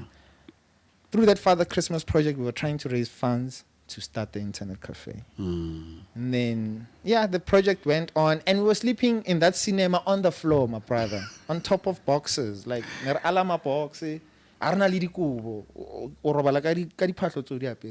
entrepreneurship. You get what If I'm you want saying? something, you go through the most for it. Eventually, we achieved what we wanted to achieve. And then it was December, January. We were still busy fighting All Mutual to give us the funds promised and the likes, you know. This guy is owing that bond money. In fact, it was a mess, you know. But eventually, things work out.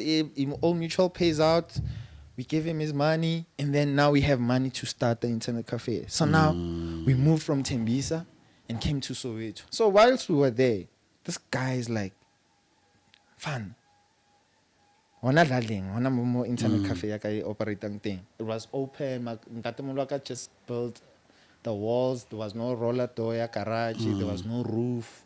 There was no tiling, more fats. It was just gravel. You know, it was like, in fun. This is the perfect spot to start this thing. He went up and he went down, monitored, because we're not far from the shops. Yeah, you are just next to the shops there, yeah. It was like, yo, that's our market. Let's start this thing here. And I was like, no, I see. So importantly, you identified the market. That's the most important part. You didn't go in not having identified who is your market. Exactly. You had to identify. You had to identify who you're going to sell this product to. I guess the important thing, the lesson from this is that establish a business that will offer a compelling value proposition to the market. To the market. And needs you to give back. then that way you don't have to rely on makelwane le rangwane for them to support you because they feel sorry for you. Exactly. The money will come. Will come. Just give them a compelling value proposition. Exactly, my brother. And it comes from that thing of understanding what problem do the people have in this area. Well said. If you're an entrepreneur, well said. Invest yourself in identifying problems. Exactly. If you can identify problems, then the solution is nothing.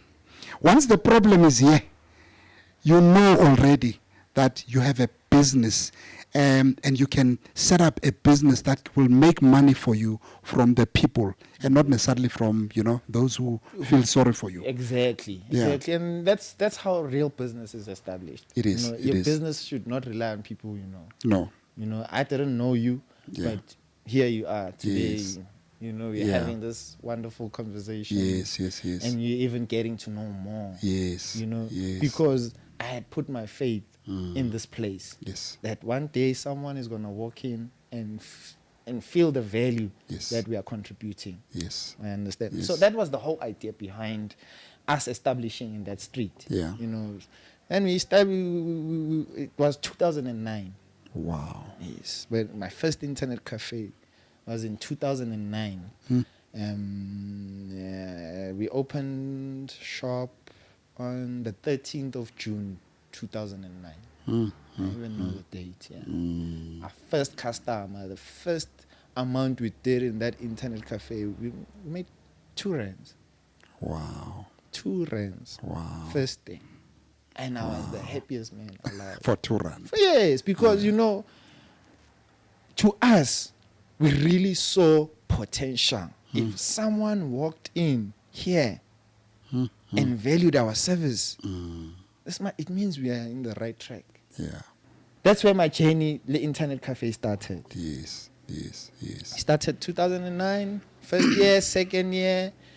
And guess what? Within those years of establishment, we started in June. December, we suffered our first robbery. What a setback.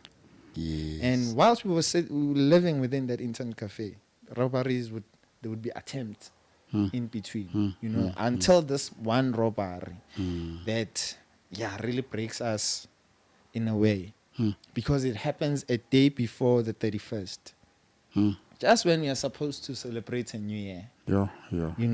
That very same night at the 30 or the 31, they break into our shop. Jeez. Whilst asleep. Eventually that guy managed to take out, just when he was supposed to take the last computer, the door banged and we woke up. When we woke up, we realized something is wrong. Only to find out my business partner saw him go passing Mthi'z. Eventually I went next door, that's where we find all the items. So you actually found all your items? All our items. Worst case scenario, this guy even came into where we were sleeping. Literally, Mohlong Tsarona took shoes. We found those shoes. Yeah. So basically, if this guy was there to kill us, we would have been dead. We were very fortunate. Woke up. found the staff that side. Now we're celebrating the 31, the computer, the stocks in clipped down in a cell. Oh yes, You know, because, it's evidence. It was a hectic one. So you obviously get back on your feet after the robbery, and you establish that business to be a firm business in the community of Pimville.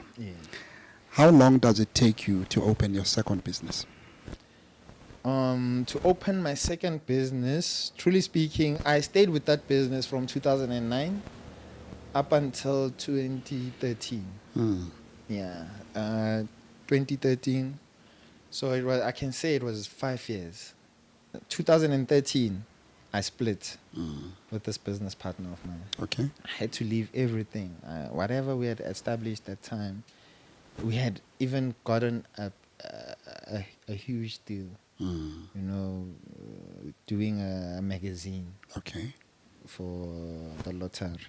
Wow. Yeah. Oh, that was one of the hardest times of my life because... So you've been making big moves, and you are quiet. You are looking at us hustling here. You are keeping your big moves in your pocket. You are looking at us, busy up and down, trying. Sorry, say camera. Hey. Whenever you're sitting with contracts from the lottery, of all customers, Mchana, that's where the money is. Hey, Grootman, we landed a deal of making that magazine. Yeah. And those were the good times for the business. But, once money comes in, people change, and dynamics change as well. So I had to let go because I believe that people were no more understanding the whole vision behind the business. And eventually, he had to move out, establish himself. And then I found myself, Grootman, I was out. I was literally out. I had no money. I had nothing. Nothing. Like, even the agreement that we had, he was supposed to split a portion of that money to me.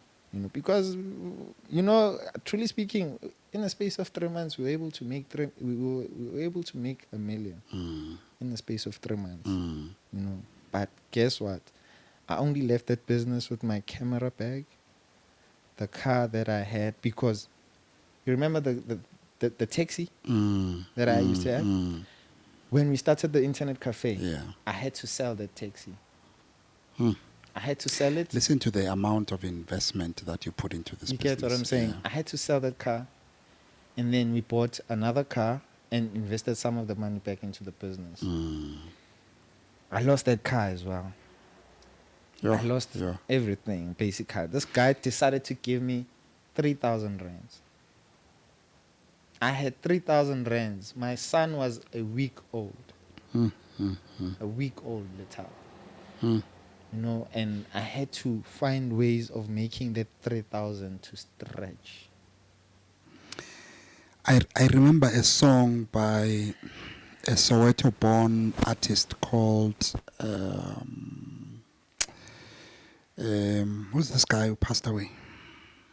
Galagata. Yeah, Mandoza. Mandoza had a song that I didn't actually like the song, but I took note of it when I listened to it. Indoda ingawa namhlanje sasiphinde ivuke. Whenever that song played, my brother, entrepreneurship journey is all about ukuwa. Yes. Nokuvuka. Yes. I don't know how many times I've fallen. I don't know how many times I've vukat. Yes. But it is the journey of entrepreneurship. It's part of our lives. And my Mandoza, I keep on thinking of him as Mapaputsi. He puts it so well.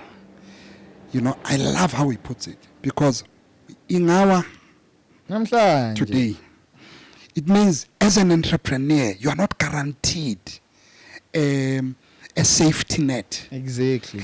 Any time you are in business, you can be as big as Mothibedi Mohoje. You can fall today. You know, there's a saying that says, kingdoms rise And for and they fall, and they don't take years to fall. Even if the build up to the fall can, but the actual fall, it's part of it just happens like that. But Mandoza says, in our today, mari ukuphinda izovuka.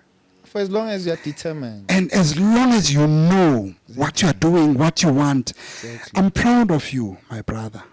Maybe I shouldn't wait until I'm standing next to your coffin, or until you are standing next to mine. I feel as though we have connected to a level where I'm no longer your customer. Yes. I'm your brother. Yes. And you are to me. So the day one of us lies dead, the other one should be able to say, I have seen this man fall and rise. I have witnessed it. But one thing about it, he never gave up. Never gave up. I'm proud of you because you lost everything that meant even your legacy from your grandparents.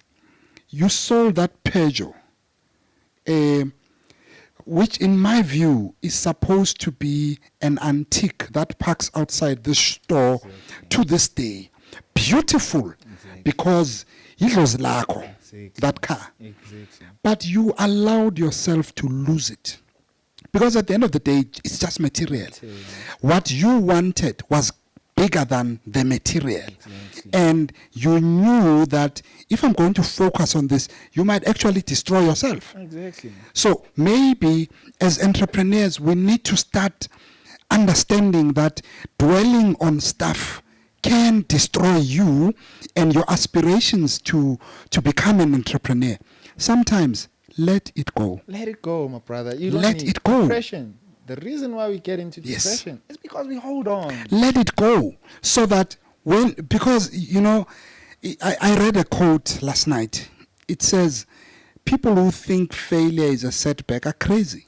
Because failure is actually an opportunity to open a new door. Exactly. So when you realize something is failing, you now apply yourself. You think, you explore different ways of doing things, and then you open new doors. Exactly. Had you not failed, had you not been disappointed in Pimville, we wouldn't be sitting here Exactly. with such a big business that is contributing so much to the community of Soweto. Exactly. Tabang said in the morning, I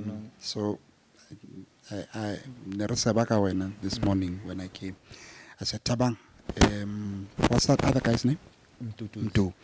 I said, Tabang, Mdu, please, before that man gets here, how do you define Mothibedi? They told me bad things, Mchan. They told me bad things about you. And you know the thing about me, I can't keep quiet. I'm going to tell you everything. But like the first bad thing that they told me Yes. is that you don't waste time on the Fitile. True. You pursue progress. Yes. Yeah. That's me. So if that's a bad thing, John, you'll deal with them. And the other thing they told me is that you are a person who you include them in the decision making of the business, and on business matters or operational matters, you make sure that they are part of the decisions that you ultimately have to take. And I think that is such a beautiful character to have as a business person.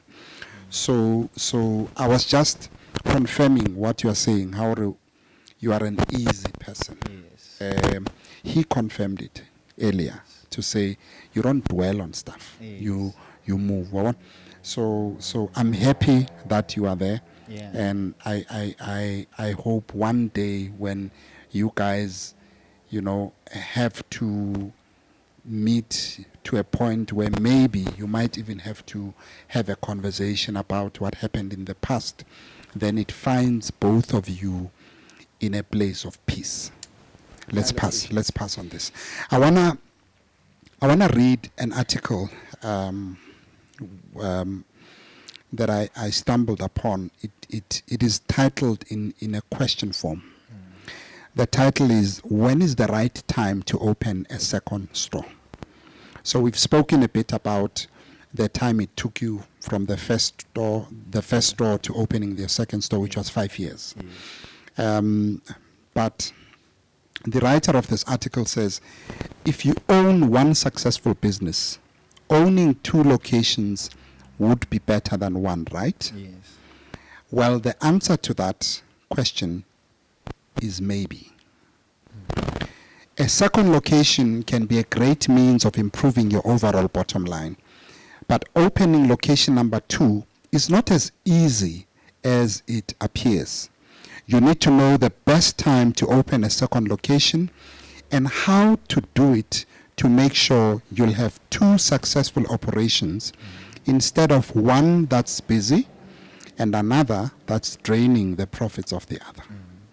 Yes. Okay. She makes a list of a few things that you need to consider before, saying it's the right time to open a second business or, a second location. She asked the question, do you have enough capital before you can go to a second location? Can you find another good location? Often you mentioned that you established a business on that street because there were shops, further up. But sometimes you go to a second location and you find that you have not invested the time to determine whether are you in a good location, as good as the first one. Yeah. Because then if you are not in a good location, then you are to run into problems, and you then have what this lady is talking about.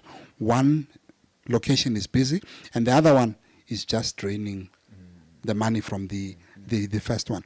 The next question is, can the neighborhood support your second location? So do you have a market in that second location? Do you have proper management? Because you can't split yourself in half. Yes.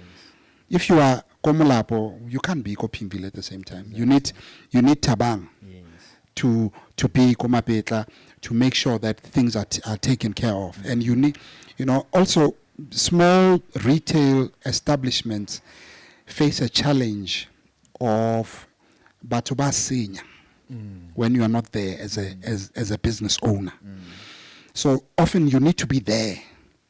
And I feel like sometimes this is what holds people back. Yes. Because batuba tsaba ho hola. People are afraid of exploring what could be because they feel, I need to be here all the time to count the cents, to count all the stock, to count. But here you are. You just let it go.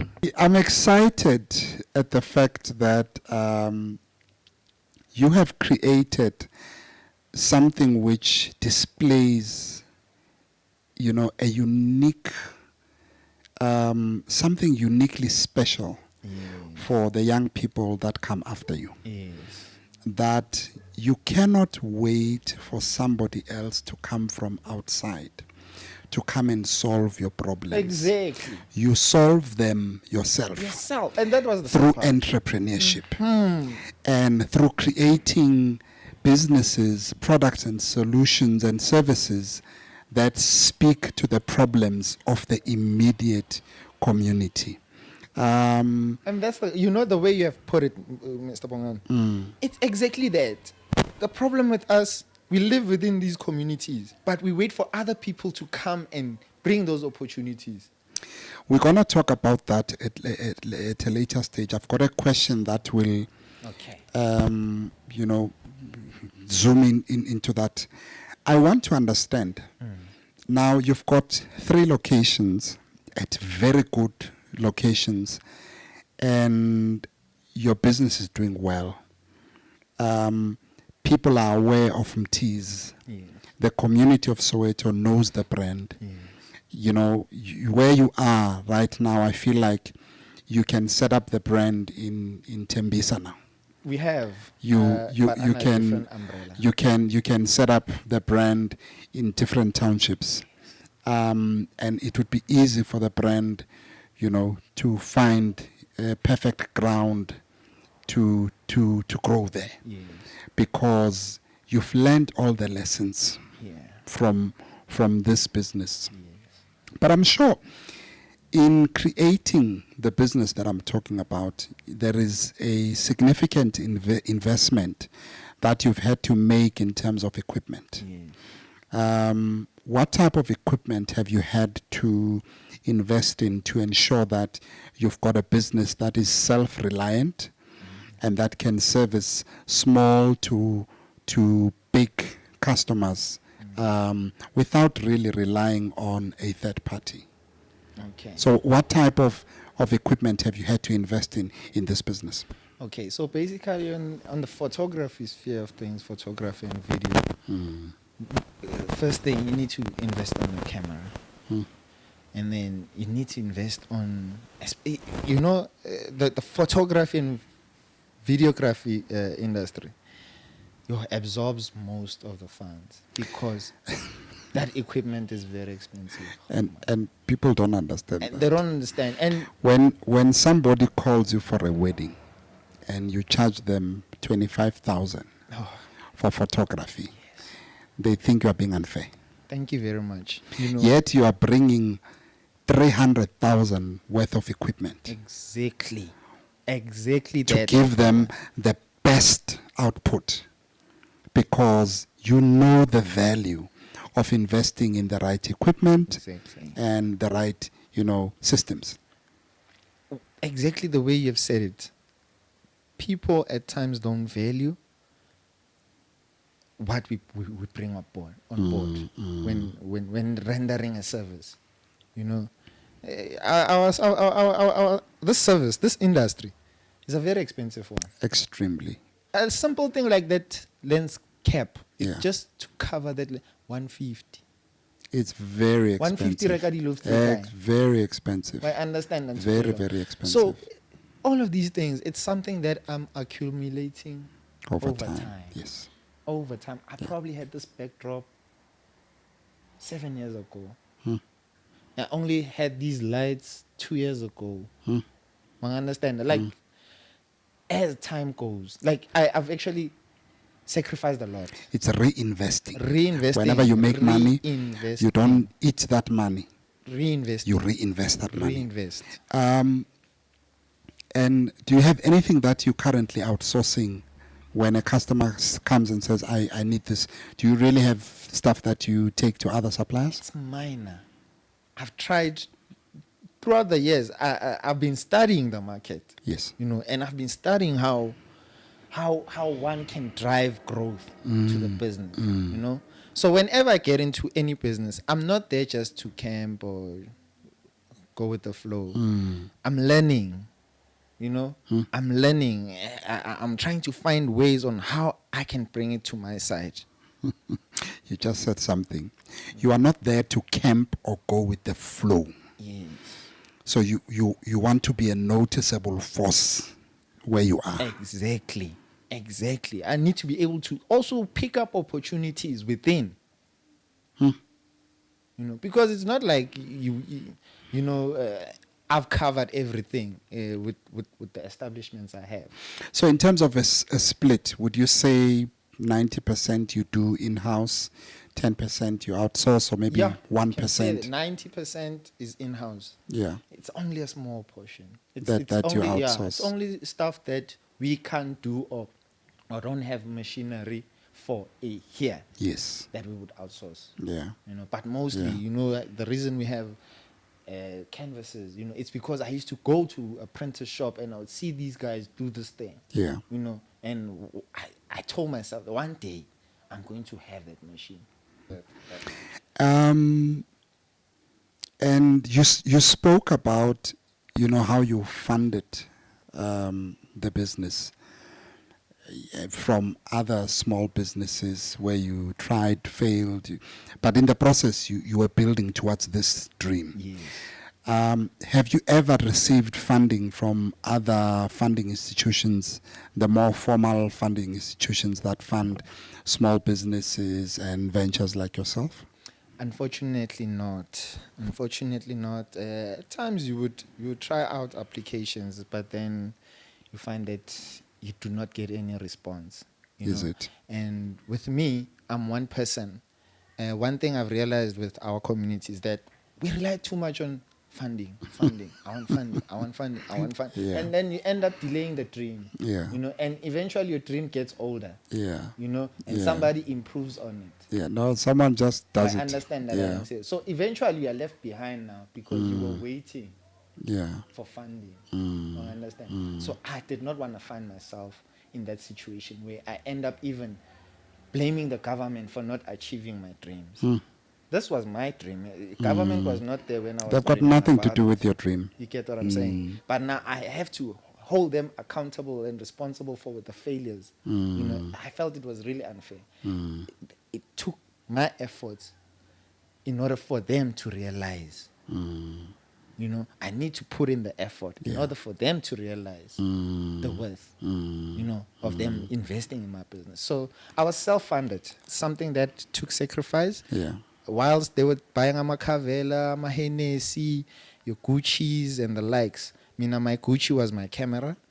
Mina, my Louis Vuitton was my set of lighting for studio. Anything I want, this is where. This is your wealth. Exactly. This is where Yeah, you... go drop unga muthu wa parang onachi. Yeah. And that who will tell you, hore, I'm looking for funding. That person can drop your eye. Yeah, can fund that Can business. fund that business. Yeah, yeah. You're saying something very important, and maybe I need you to repeat something for me, or to say something for me. You are saying to us, as Mothibedi, funding is not the main thing about every business. Yes. You are saying to us as Mothibedi, you can use your own resources to self-fund. Yes.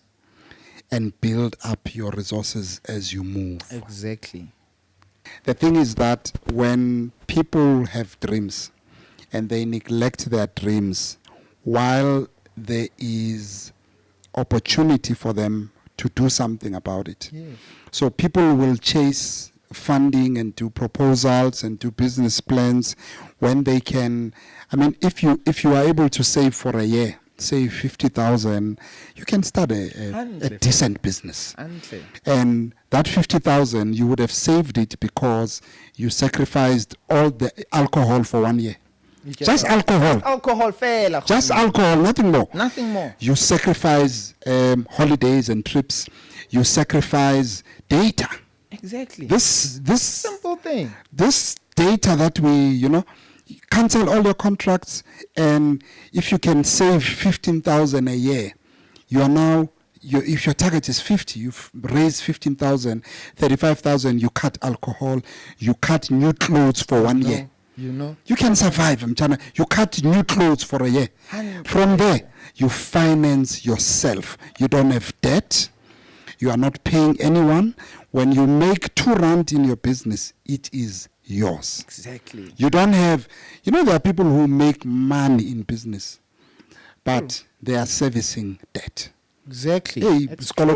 That's true, because they are trying to keep up with this lifestyle and perception that you need to be dressed up in a suit to be a businessman. I've been in board meetings. Yeah. Just being myself. Yes. I understand. Yes. Just being myself. Jacket that thing, I want hey fella halfway. I understand. I'm not there for the clothes. Yeah. They want to hear what I'm here to You know deliver. your value. You get what I'm saying? You know when you know this common thing, people say, what do you bring to the table? Exactly. You bring a lot to this table. Exactly. Looking exactly how you look, because you understand the value Exactly. that you bring to the table. You get what I'm saying? I want to move. You know, your business services different segments of your, let me say, your whole target market is segmented. Yes. Just take us through what type of people come for which type of services at Mthi'z. Okay. So starting with the photography and videography, my target is corporate Okay. with that service. Yeah. You know, because those people are people that understand the value behind our work. You know, and they understand the value that we bring with our work. You know, I mainly focus on corporates. You know, Okay. I don't want to lie. Weddings, we done any wedding? Jana, people Just don't want to one. pay. People don't want to pay. People don't want to One pay. understand. Don't. So I found myself, you know what? I don't want to dwell too much on this individual market. Yeah. Let me focus on this corporate market.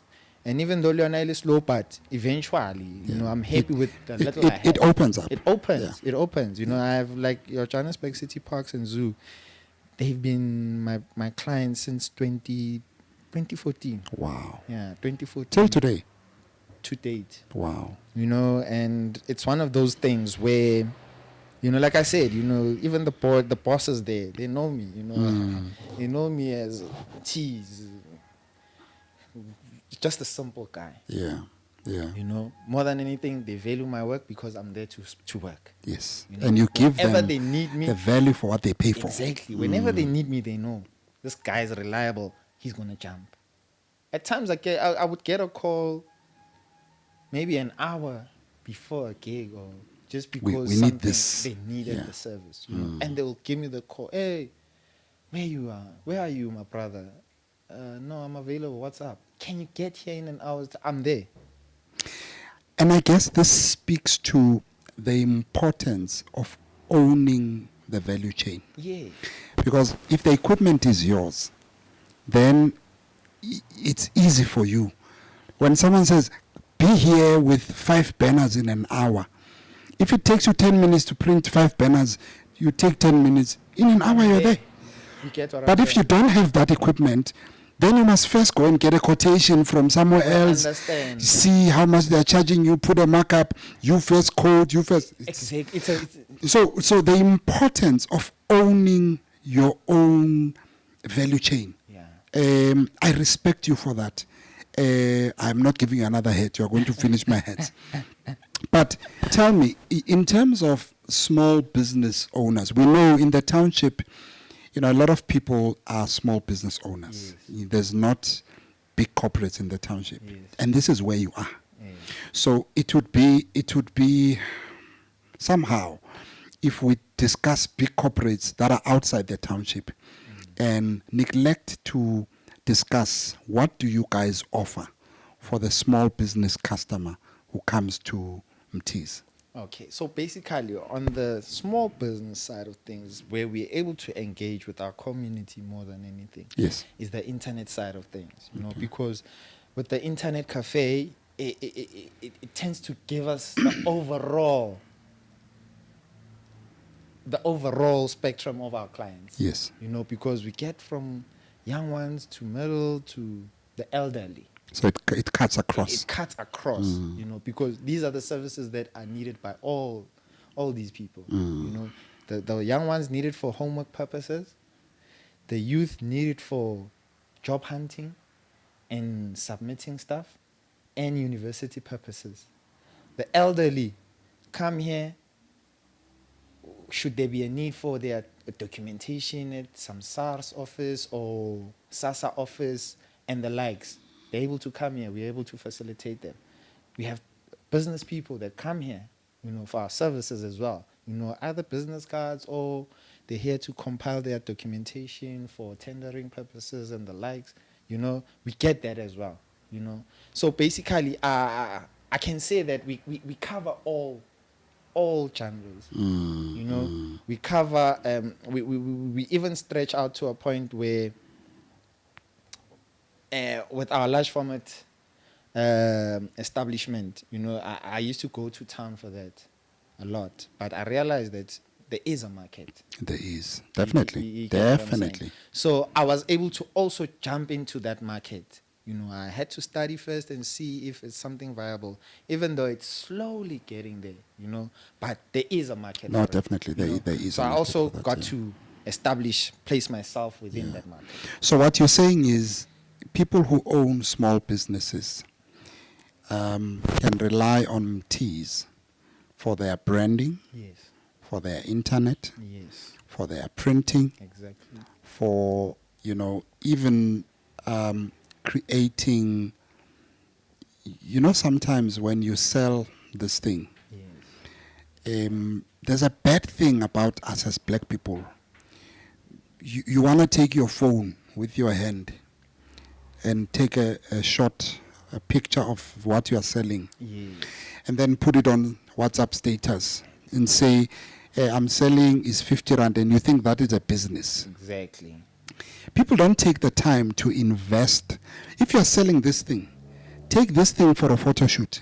Yes, Take this item for a photo shoot, so that you develop quality content of this thing.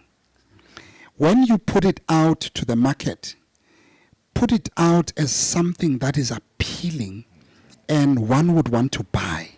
So my appeal to you, black people who own businesses, stop this WhatsApp picture and this notion that you are saving money. yes, There's nothing like saving money if you want to make money. exactly. Pay Mthi'z as a photographer to come and do a whole set just to photograph this thing. Yes, Let him do a whole set to photograph this thing and see the rewards that you will reap exactly. when things start falling into place. Big corporates start talking to you on your product simply because you took it seriously from the word go. So take your products seriously. True. And stop thinking that, no, I buy Bonimo WhatsApp and therefore, you know. Yeah, and or you are trying to make Mthi'z rich. No, I mean, like, basically, yes, I am in business, but it depends on what are you in there for.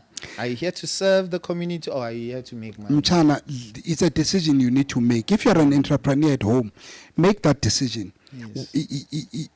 Whether you like it or not, you're going to pay for products and services that help you and enhance you as an entrepreneur. Exactly. So if you look at it as making people rich, I'm sorry, Mchana, we can't help you. Yeah, Then we can't help you. But all I'm saying is, invest in the image that you put out for your products, for your people, for your business. Make sure that that image is an image that is worth buying. Exactly. Because you can't, if you say to me you are Mthi'z and you come with this thing written in a marking pen, and then you want me to support this thing. Exactly. You're not giving me something which is worth my money. Exactly. So black people, I'm pleading with black entrepreneurs. If you are serious about establishing a business, study from white people. Exactly. Study from other ethnic groups. Yes. And observe how they establish businesses and why their businesses ultimately thrive. It's because of the small things that they invest in. Buffett, simple things, signage. You know, it says 1,000 words. Signage, you know, Mthi'z is not where it is just because I was announcing around Soweto, hey, Mthi'z, you know. I had to put my brand out there for people to recognize it on their own. I understand. So everywhere I establish myself, I make sure that my logo is there and it's visible enough for people to see and recognize with. because that's our selling point. If people, it's easily available for one not to even read whatever the rest of the information that is there, and only to find that probably that information that he did end up not even reaching out to was going to help him. It's something that is a solution to the problem he has. Just because of the way you represented yourself, has already killed that interest in someone, So I make sure I invest in branding. Mchana, I want to tell, our entrepreneurs one thing quite important. I'm a marketing student right now with UNISA. And lovely. There's a module that I thank the Lord for studying that module. It's called Marketing Communication. Yes. It teaches you how to communicate a business message. Exactly. And how to communicate a specific business message for a specific business. So it deals with what is relevant to your business and how to communicate that precise. So how you communicate Mthi'z,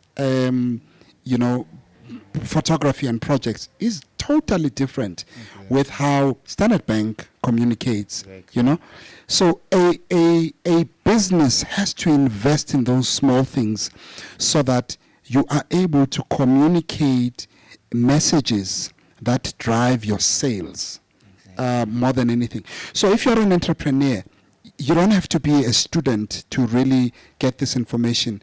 Get onto YouTube, get onto Google, and find out more information on marketing communication and what that means as a concept and how it can help you. Whether you're selling cakes at home, whether Rixa makipi kokoning. Okay, we're not saying now Samo is a photo shoot but just invest in finding out some of those things. I know that your business enjoys the support of many people within the community of Soweto. But with every business, you constantly need to attract new customers because dynamics change, people move, things change around a business. If you had 500 customers last month, you 2 years down the line, the 500 is maybe 300 because someone has moved, someone no longer needs your service. So you constantly need to recruit or new customers or to attract new customers. How do you guys do that here at Mthi'z?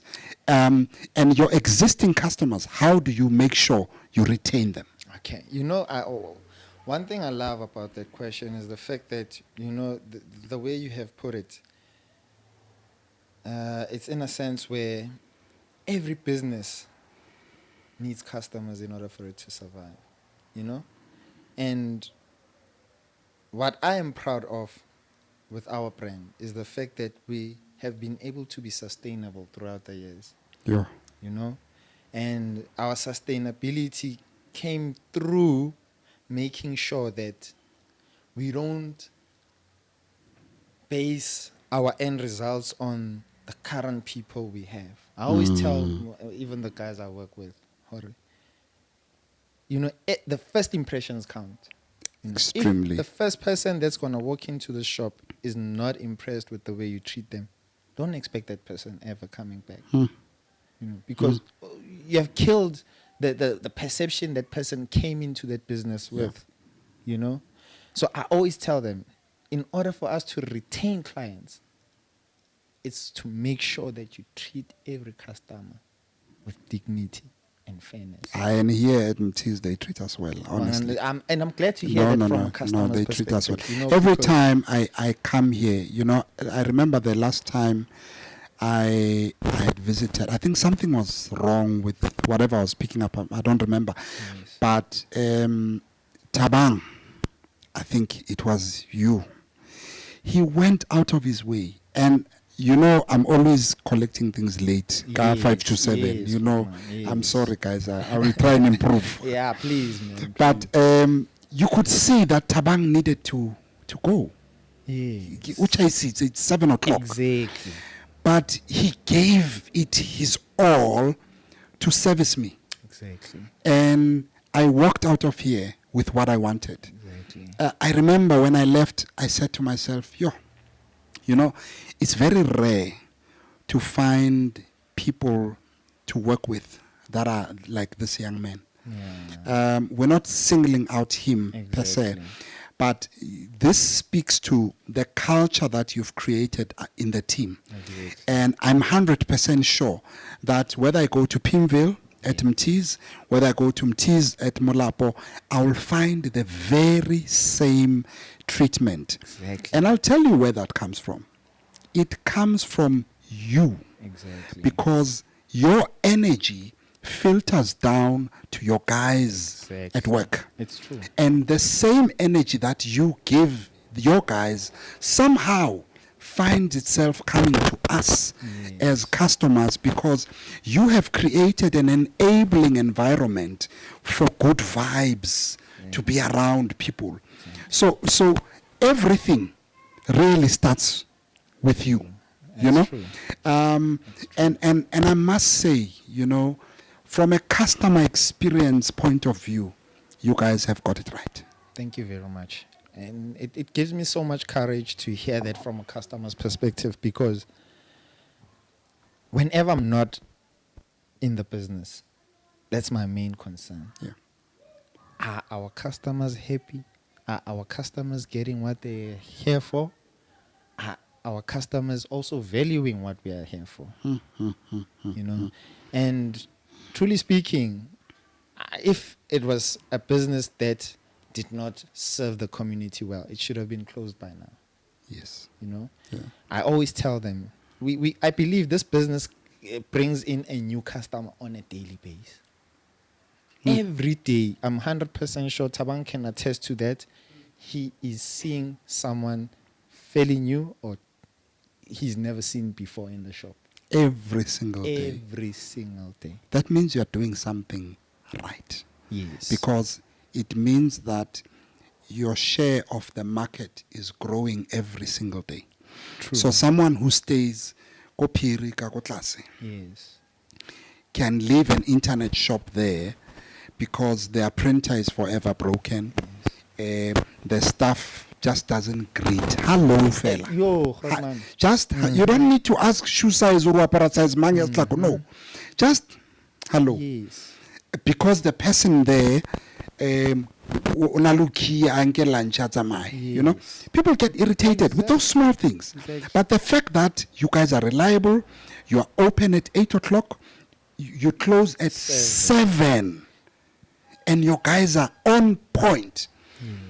It means your share of the market keeps growing because people are leaving where they normally use the same services and coming here because they know that we are open. And I can guarantee you at home, once you come to Mthi'z, you are not going anywhere else.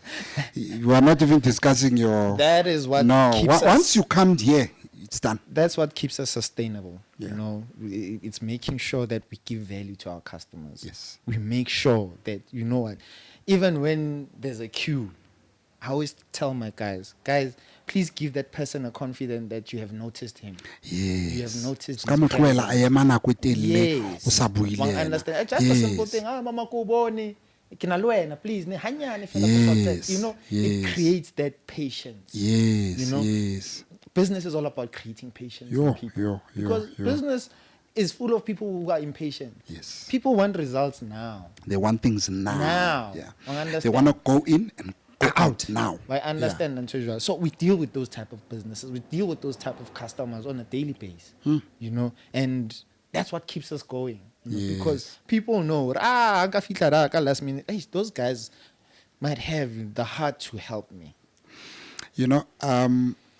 We're speaking so much Tabang. I think Tabang deserves his own interview. No, it does. One day we must really come back and interview this young man. Tabang is off today, but look where he is. He's here. He's showing me some logo of World Gallery. Yes. So we need to is that That's his own hustle? Exactly. Wow. I'm behind supporting. Wow.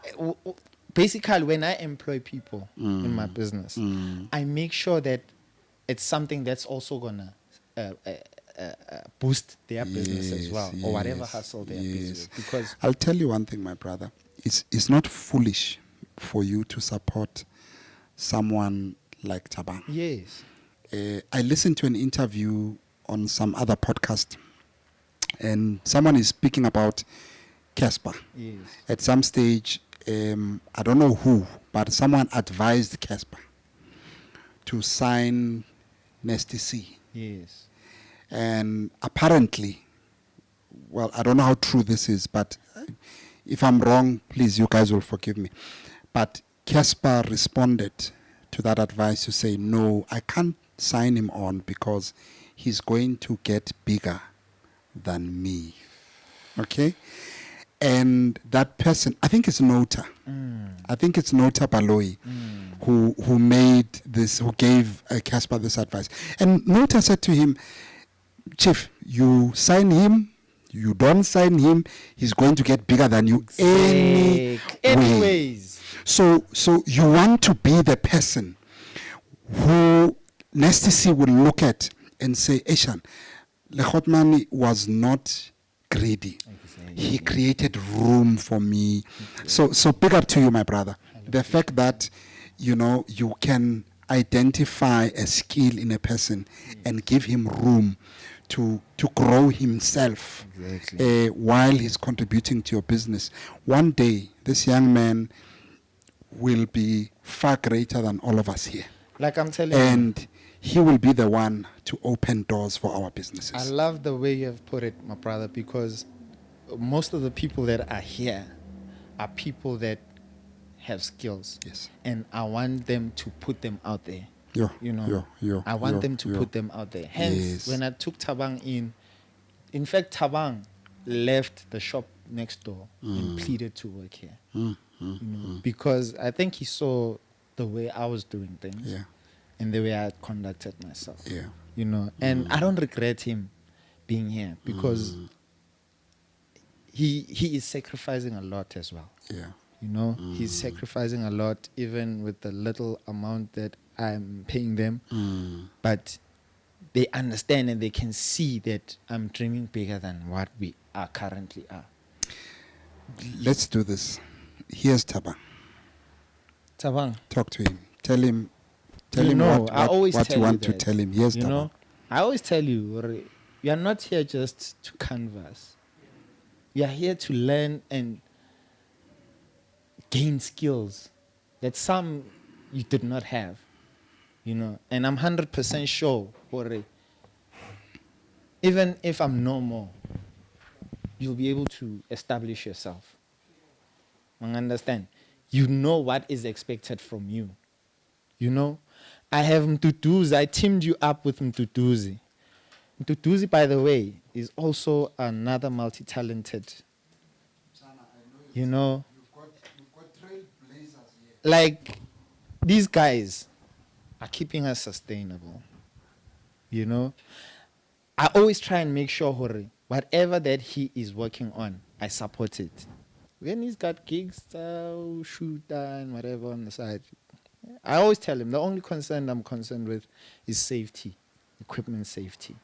But I'll never deny him an opportunity where he is supposed to go make himself out there.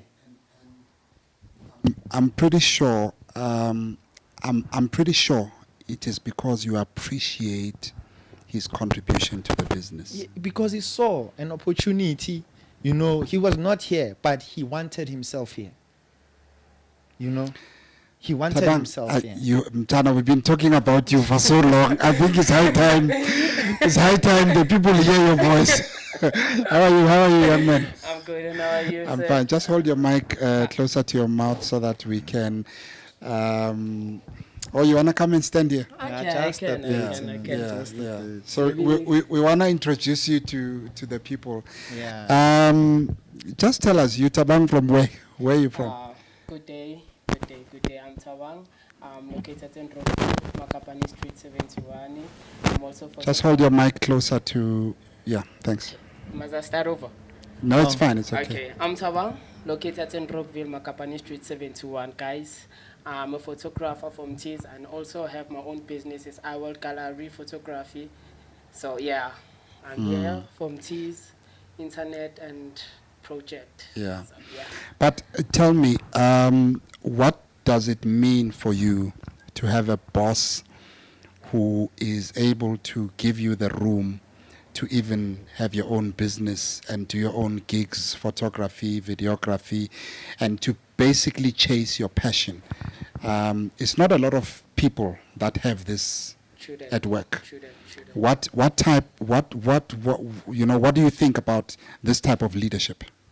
Okay, as I said earlier on, Mthi'z is just not like an autocratic leader. He's a democratic leader, whereby he includes everybody's decision when it comes to decision making and solving problems, guys. Like for real, for real. Mthi'z, he just don't take his decision. He also think of you, hore, aish, bra, okrend. Okay, bra, okay, let me help you solve. So I'm thanking Mthi'z for like everything that he has done for me. I thank him.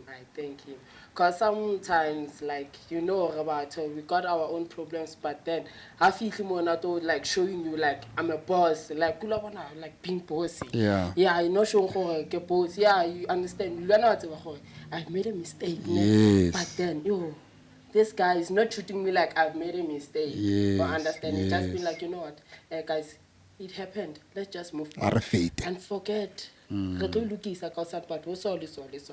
Yeah. that's what I like about Mthi'z. Like, Okay, Mthi'z, yeah. get off my camera. You must pay me for your marketing this business of yours. You must pay me for getting you gigs.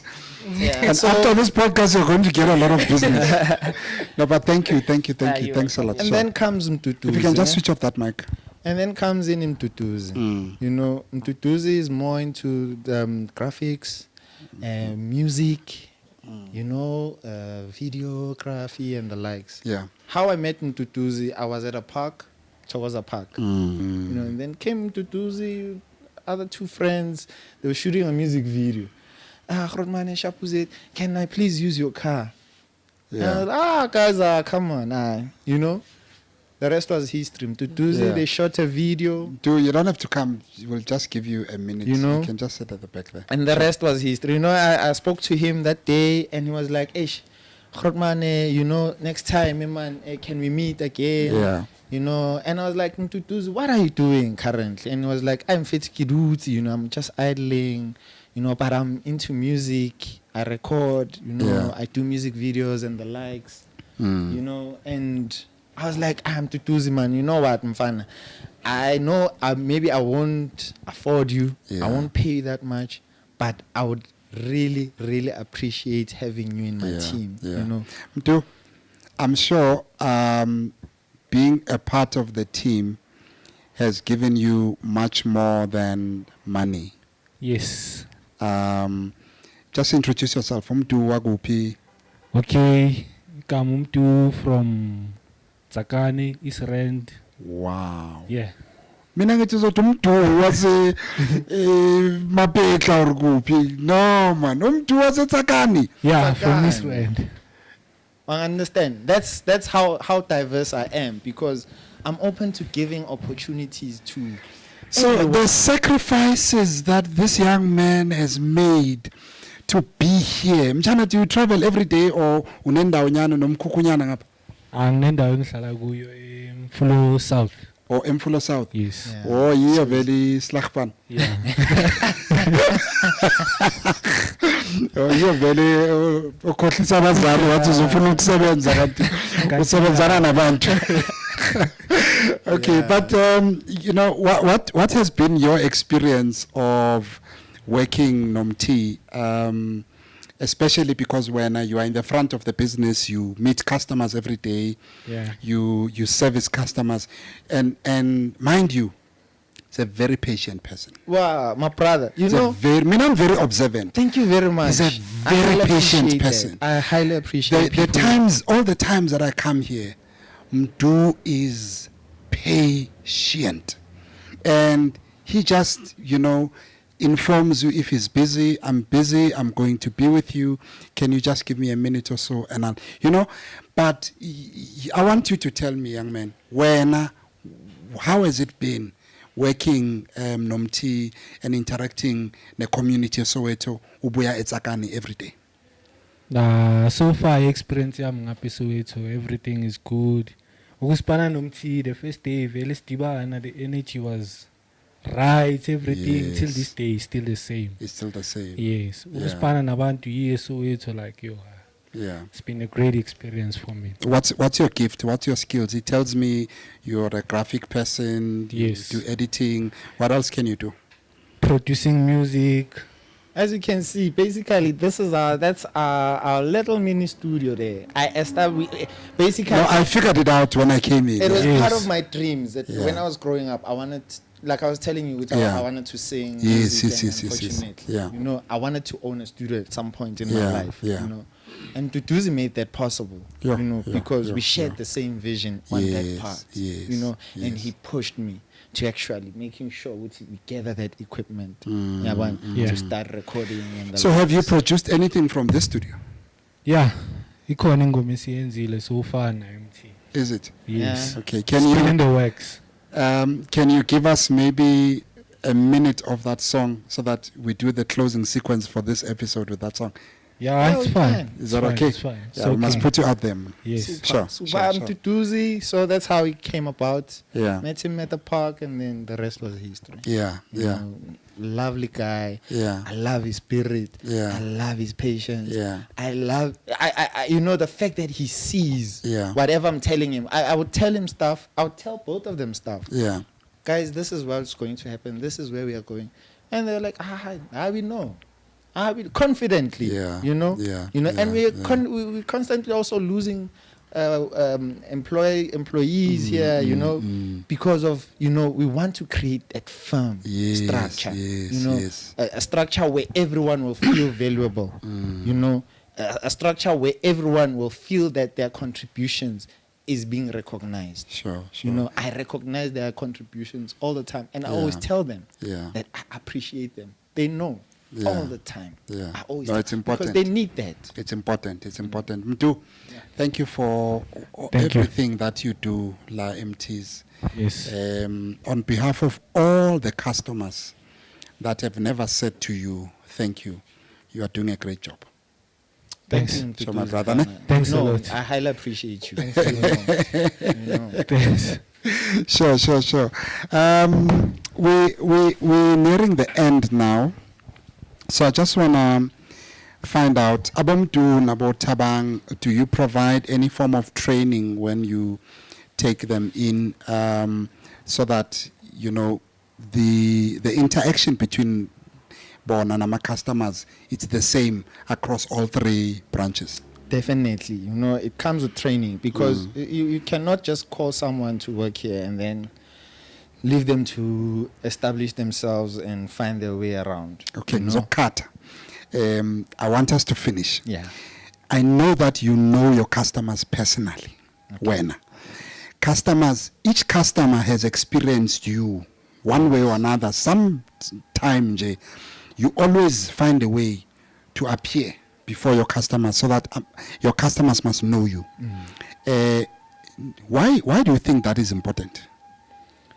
Well, to me, you know, I appear, but at the same time, don't like being, you know, in the forefront. Yeah. You know, because for me, I want everyone, when he comes to the shop,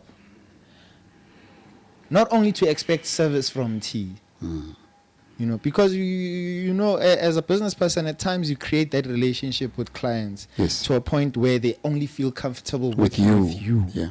You know, but I wanted to create an environment where my customers can be able to work with anyone they find. You've answered me. Do you believe, you know, often people on social media have played around with the idea of having Soweto establish a large corporation by crowdfunding it as a community. Do you think something like that would work in Soweto, where perhaps we can see a community investment drive into, you know, either solar systems for we know we have a big problem of energy and electricity in Soweto. Either a community, crowd-funded drive to invest in infrastructure, either for solar or other forms of renewable energy. Do you think things like that, are possible? Is it something that you think can really happen in our community? It's possible. Look at the power that Josie FM, for instance, has. Those guys started exactly like us. Exactly like us. Nothing and the likes. You get what I'm saying? But what happened is that they grew within the community. Sure.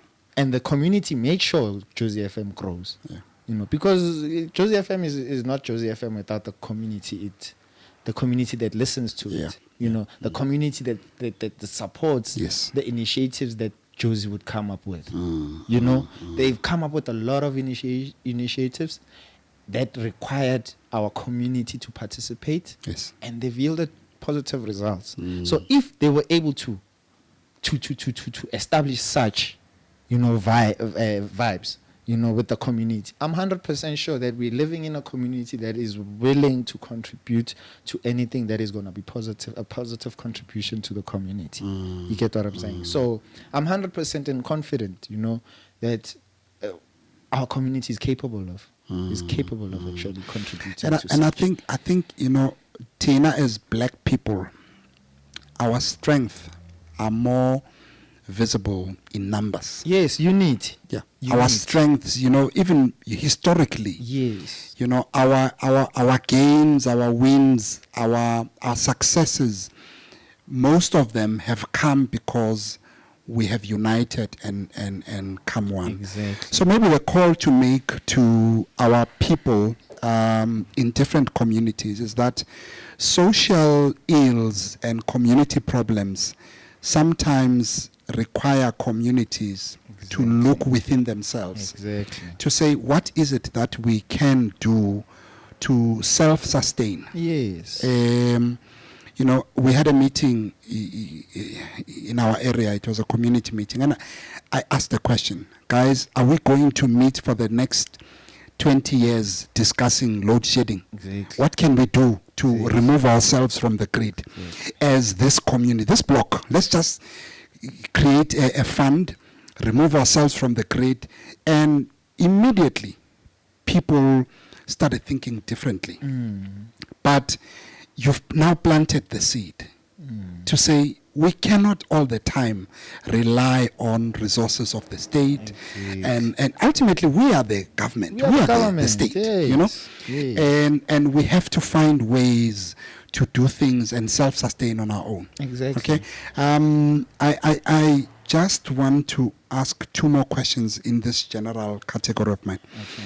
So, in the world today, everyone who has a smartphone has internet access on their phone. Most people have laptops at home. So there's just easy access to information, to a lot of things. What effect do you think that is having on your business, and does it in any way change your future outlook for this business? Okay, truly speaking, the internet cafe space, né? When I started with the internet cafe back in 2009, yes, we used to have queues where people will queue up for internet service. I remember using the internet. Yeah. At some stage, I was queuing. Exactly. Somewhere. Yeah. Exactly. But at the same time, we also had at that time we already had that thing. You know what? At some point, this industry is gonna be phased out. Okay. I understand. And by the time it phased out, we need to have established something that will sustain us, or that will kind of like replace this dead industry. I understand. So I always had that vision, but I still feel that it's not completely wiped out. Yeah. We still have people who are still disadvantaged, who are still making use of those services. But now it has driven the other side of the business, you know, to Which is? power the printing part. Okay. One understand Okay. because now at least people now access and a lot now, not even like in smaller numbers. Most people have phones lately. Yes. And it's easy to access documents or whatever that you want. Which or need to be it processed. needs to be processed. Yeah. One understand. So now that's the market that has been driven to us. One understand. The internet has taken that part, but now they need that internet. They don't have the printing facility part. Now that's where we play a role. You know, Okay, because okay. we're able to facilitate such, Yeah. you know. Is that where you also see a growth in the next 5-10 years? Yes, definitely. Is that you where know. you will solidify? Definitely, you know, because I had the fear that the very same phones are gonna somehow bring our business down. Okay. You know, in a sense that I think for the past 2 years we've been talking paperless, paperless communities or paperless this. I understand. Basically, that was actually going to kill our business as the printing industry because that's what we rely on. We rely on people coming in and printing, putting things on hard paper. Yeah. You know, but now if that is going to be phased out, then it means the industry is dead. Because even with this business, the internet business, the heart of the business is the printer. Yeah, you can start an internet cafe, but also not a printer. You're basically just an internet cafe. You're just an internet cafe. You know? Yeah, you can have, but The most important thing it's that. is the printer. A printer. Yeah. So that's where the current power lies. Yeah, I guess in this industry. I guess how to look at it is that the internet is a traffic. Exactly. It has will absorbed more. traffic. Yes. Yes. And then when these people come here, they use the internet, and now they need to Print. go to the main activity. Exactly. All right. my last question in this general category. This question is somehow. Yeah, I'm waiting for it. What is your view on foreign nationals holding a significant stake of the informal retail sector in South Africa right now? Okay, you know what? The only part that saddens me is the fact that as South Africans, we're very good at complaining. You know, we are very good at complaining, but at the same time, we undermine opportunities. Yes. The very same opportunities that these foreign people are not taking lightly. You understand? Push a trolley, yadi veg, for instance. It's something that was supposed to be done by a South African. But because a South African has that pride, you batla renki push a trolley. At the end of the day, these guys are buying stuff. We see these vans and their buses. The accepted amount of stuff that you can load on a car. One understand? How are those guys doing it?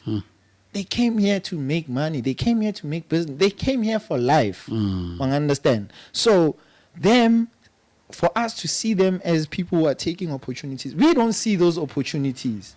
First of all, we don't see them, but they come in and then they make use. They turn them into. We are the very same people that are supporting those businesses. One understand, but at the same time, we are against those people. I told a friend recently.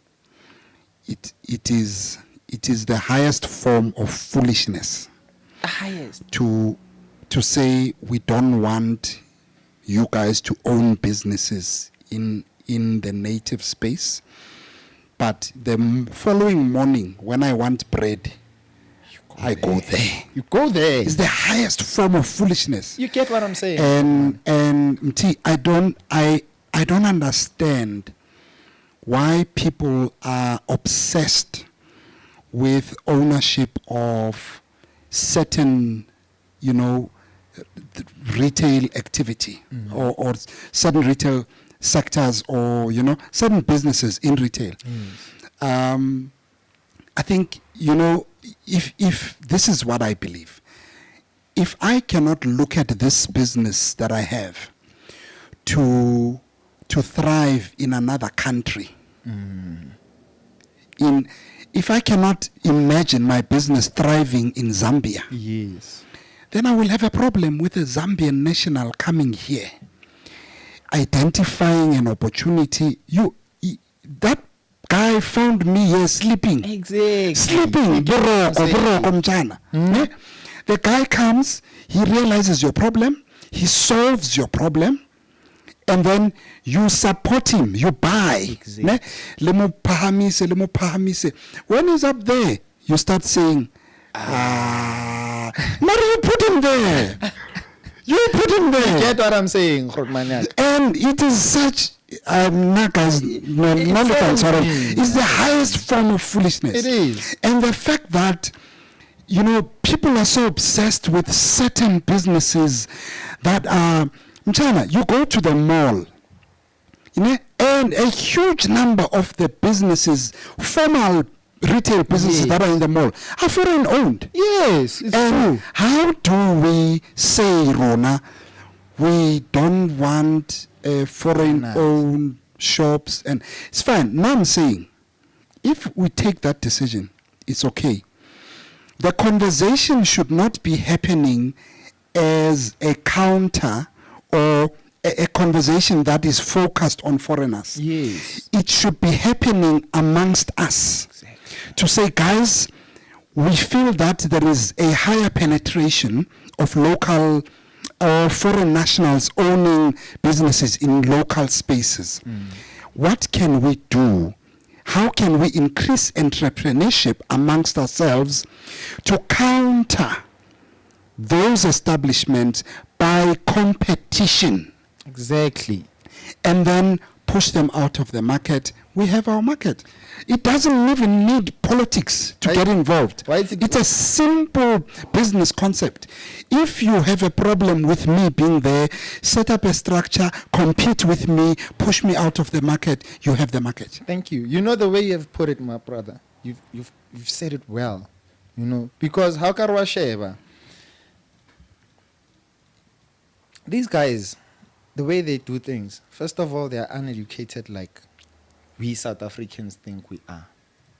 Most of them are standard. They can't even write. Most. They can't even write. They can't even read. Yeah. I understand. But they run successful businesses. Yeah. If you can take note, my box amashala. We grew up in that era. Yeah. My box Yes, yes. Now why you talking about my box amashala? Were we buying those things? It's stuff that we were doing from home. Really much all the time. This weekend, the Shapal box la mashala. Yeah. This weekend, the Shapal box lanja. These guys are coming in with skills that we know. No, Khorman Sholo no would say likutan. Yes, definitely. Understand? Definitely. Yes. Definitely. No kutwa ki cousin now or Khorman now or Unless I'm machine ki razor. razor. Yeah. Shapa ka razor. There's someone who is good. Ka shapa chiscope ya razor. Yeah. Do you know any corner in a ling chiscope ya razor? I don't. Opportunities. I don't. That's an opportunity. And there's a lot of people who prefer A Chiscope lot. ya razor. A lot. Buy batla, ba batla ya razor. Yes. A lot. I always tell this to guys I always see. But it's another thing. Guys, why don't you open up a shop?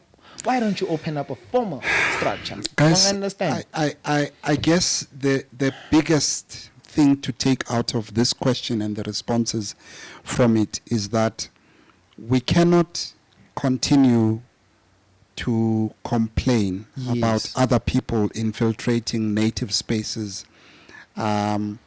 when we are doing nothing.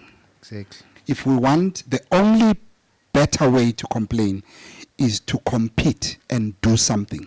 Yes. So I urge you, if you are sitting at home and watching this podcast, if you have a business idea and you are a South African, if you don't start that business idea, someone is coming to start Exactly. it, and you will support that business because you failed to stand up and do it. Exactly. Well said, Mr. Bongani. Let's move, my brother. I stumbled upon a tweet a few days ago on Twitter. I forgot the person that writes it, but when we do the edit, we'll just credit him. Okay. it reads, there are 3 exit game plans for every business. Number 1, you increase valuation and sell the business. You use the business to fund your ownership moves, or you go public. If your business is not doing any of these 3, you will always move around in circles. True. So I want to find out from you before we close, have you figured out your exit game on this business? Truly speaking, I have, but at the same time, it's quite difficult, especially when you have passion on something that you love. You know, I love business. You know, that is why I've never been employed in my life. Yeah. You know, it's because I fell into this industry knowing, and with my parents and my family, you know, working against it or throughout. You know, it did not understand this whole concept behind me wanting to be a businessman. But it's only now That they understand, you know, they're starting now to that understand. they are starting to understand, because of letting they are measuring it according to what you have achieved. Yeah. Had I not achieved what I had achieved, probably I'd still be regarded Yeah. as someone who let go of real opportunities, you know, that are bigger than where I am currently. So I, for me, I truly value business, and Yeah. I don't see myself exiting anytime soon. You know, I think I'll go with the second point that you mentioned there. Yeah. You know, establishing. Use the business to fund your other ownership moves. Exactly. Yeah. Exactly. That's how it is. That's how business should be, and that's how even the millionaires and billionaires we know are doing it. You know? We know Beckham as a soccer player, but Beckham has a perfume, has photo shoots, has interviews, has his own. You get what I'm saying? Jay-Z, we know Jay-Z as a musician, and we think that Jay-Z is rich because of music. But Jay-Z has an investment probably in Reebok or Nike and whatever. You know, these guys spread. So what you're saying, you use one thing to spread your wings to the other. Yes, exactly. It's exactly that, my brother. Like even right now, maybe it's just that it's something that I'm not even supposed to mention. But currently, I'm working on something. Yeah. You know, that is beyond, and they know as well. Yeah. You know, Yeah. I'm working on it because even though it's different from what I'm currently doing, Yes. but it's gonna contribute huge. So you've already started to use this business to fund your other Exactly. ownership moves. Exactly. My brother, I'm proud of you for your gains and your wins that we've discussed today.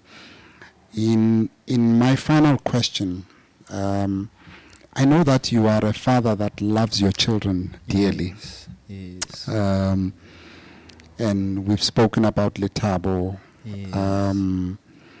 And my question is, which of your kids do you think is likely to follow in your footsteps? Okay, Kena Letabo, and then my baby girl, Re Atile.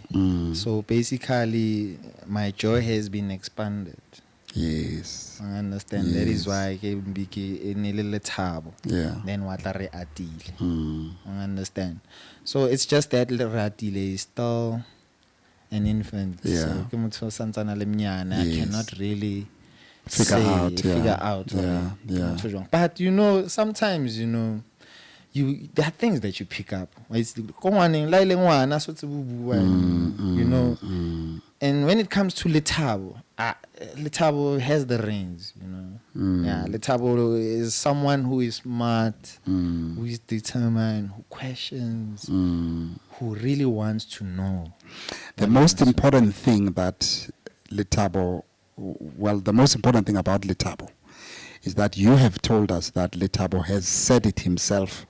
Papa, wants. ke batla ho tshwana le wena." Exactly. So that alone, just it settles it. Exactly. Because it means you already know that if you want to retire at 60 years, Yes. Letabo will be how many years then? You know, more or less your Probably, age. 25, And he will take this business forward and probably to greater heights. Exactly. That's the whole idea behind it. And even when I'm with him, I always instill that thing to say, my brother, it doesn't end here. I don't want this business to die because I'm dead. Yes. You know, I've established this like white people do. You know, the Oppenheimers is a business that has been inherited from generation to generation. And, you know, and probably we are the generation that is going to break Yes. that chain of poverty and the likes. You know, I'm working towards this so that when you are able to raise your kids under a place where opportunity was already established for you. You know, we had to take it hard, you know, but when you are here, you got it all. Yeah. You know, Yeah. just make use of it. You know, I appreciate doing this interview with you. I appreciate Why? the Because opportunity. I feel as though it took you back to places you hadn't been to in a long time. I must say. But more for me, you know, I've learned much more than I had anticipated. So I really thought I was meeting a business person, probably my size, you know, or slightly bigger than me.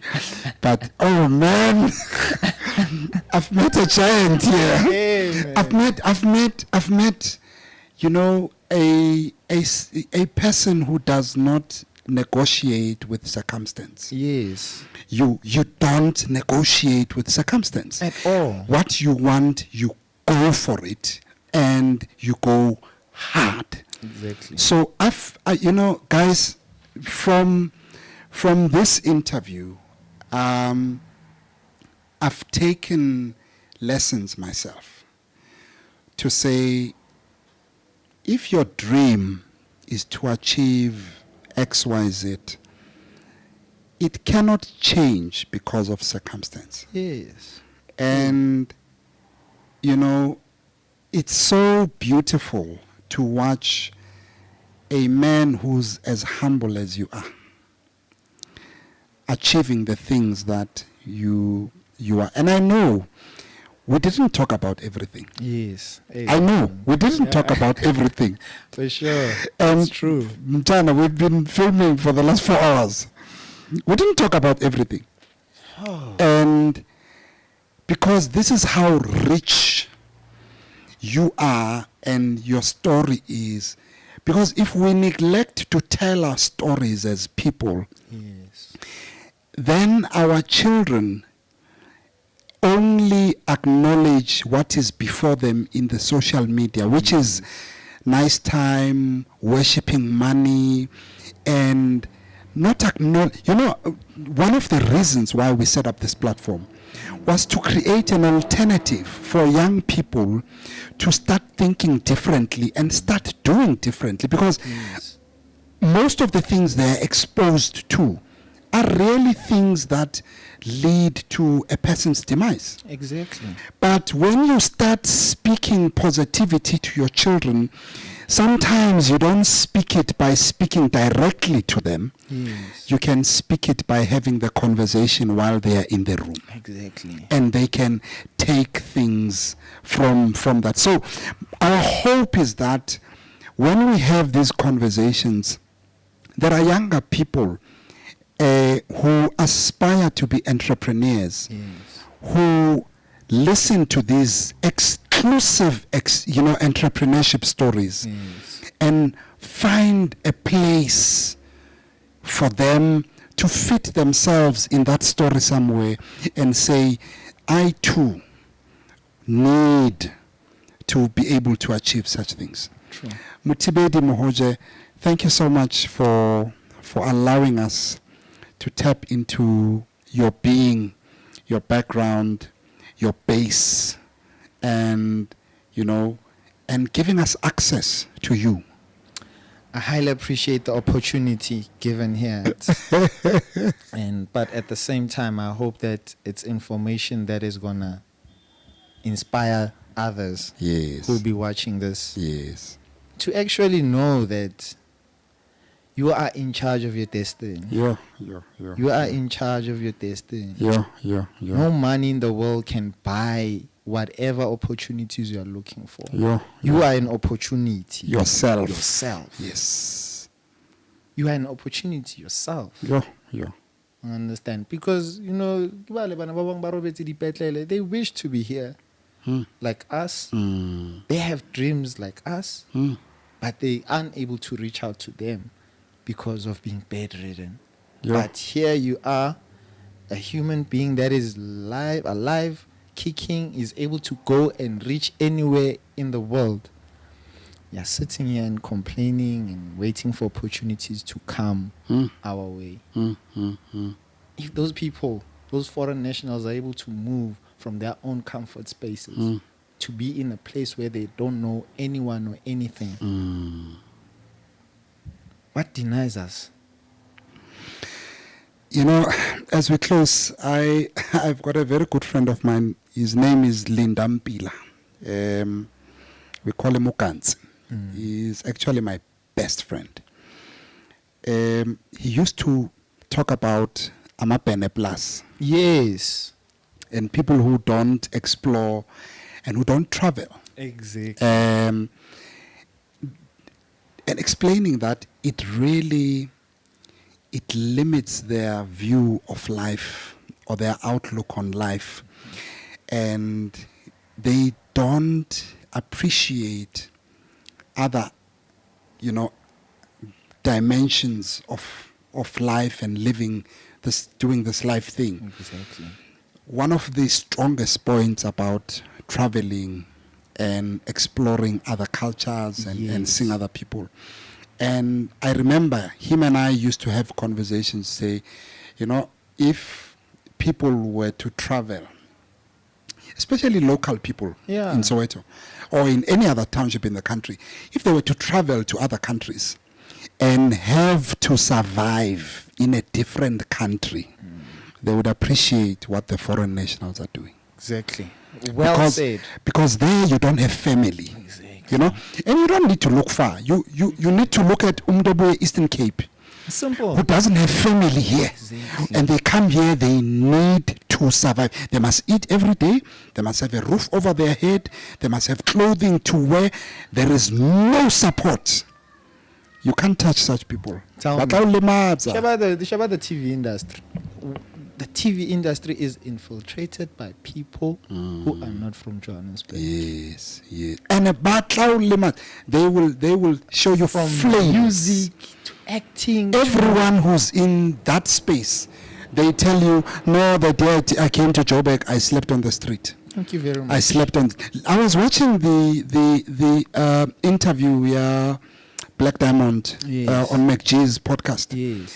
Those young men, they came to Joburg, they slept at a police station.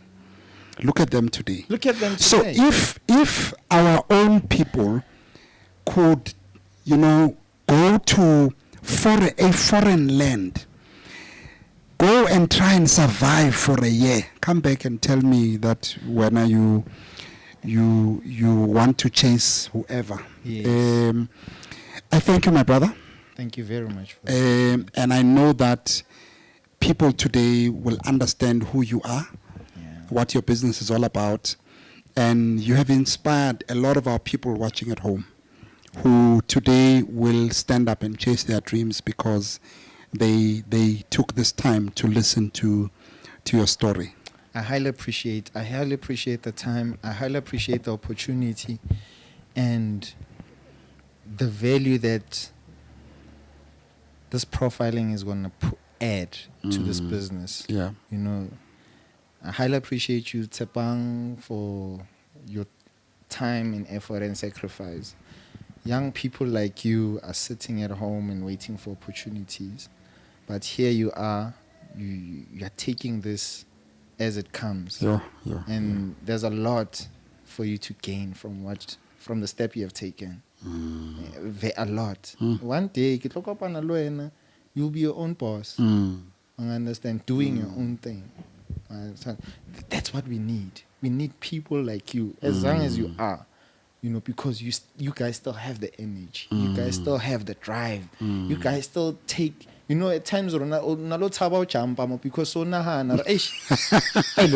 never telephone. I understand that. But with you guys, it's do or die. We need that do or die attitude. Yes. No, we do.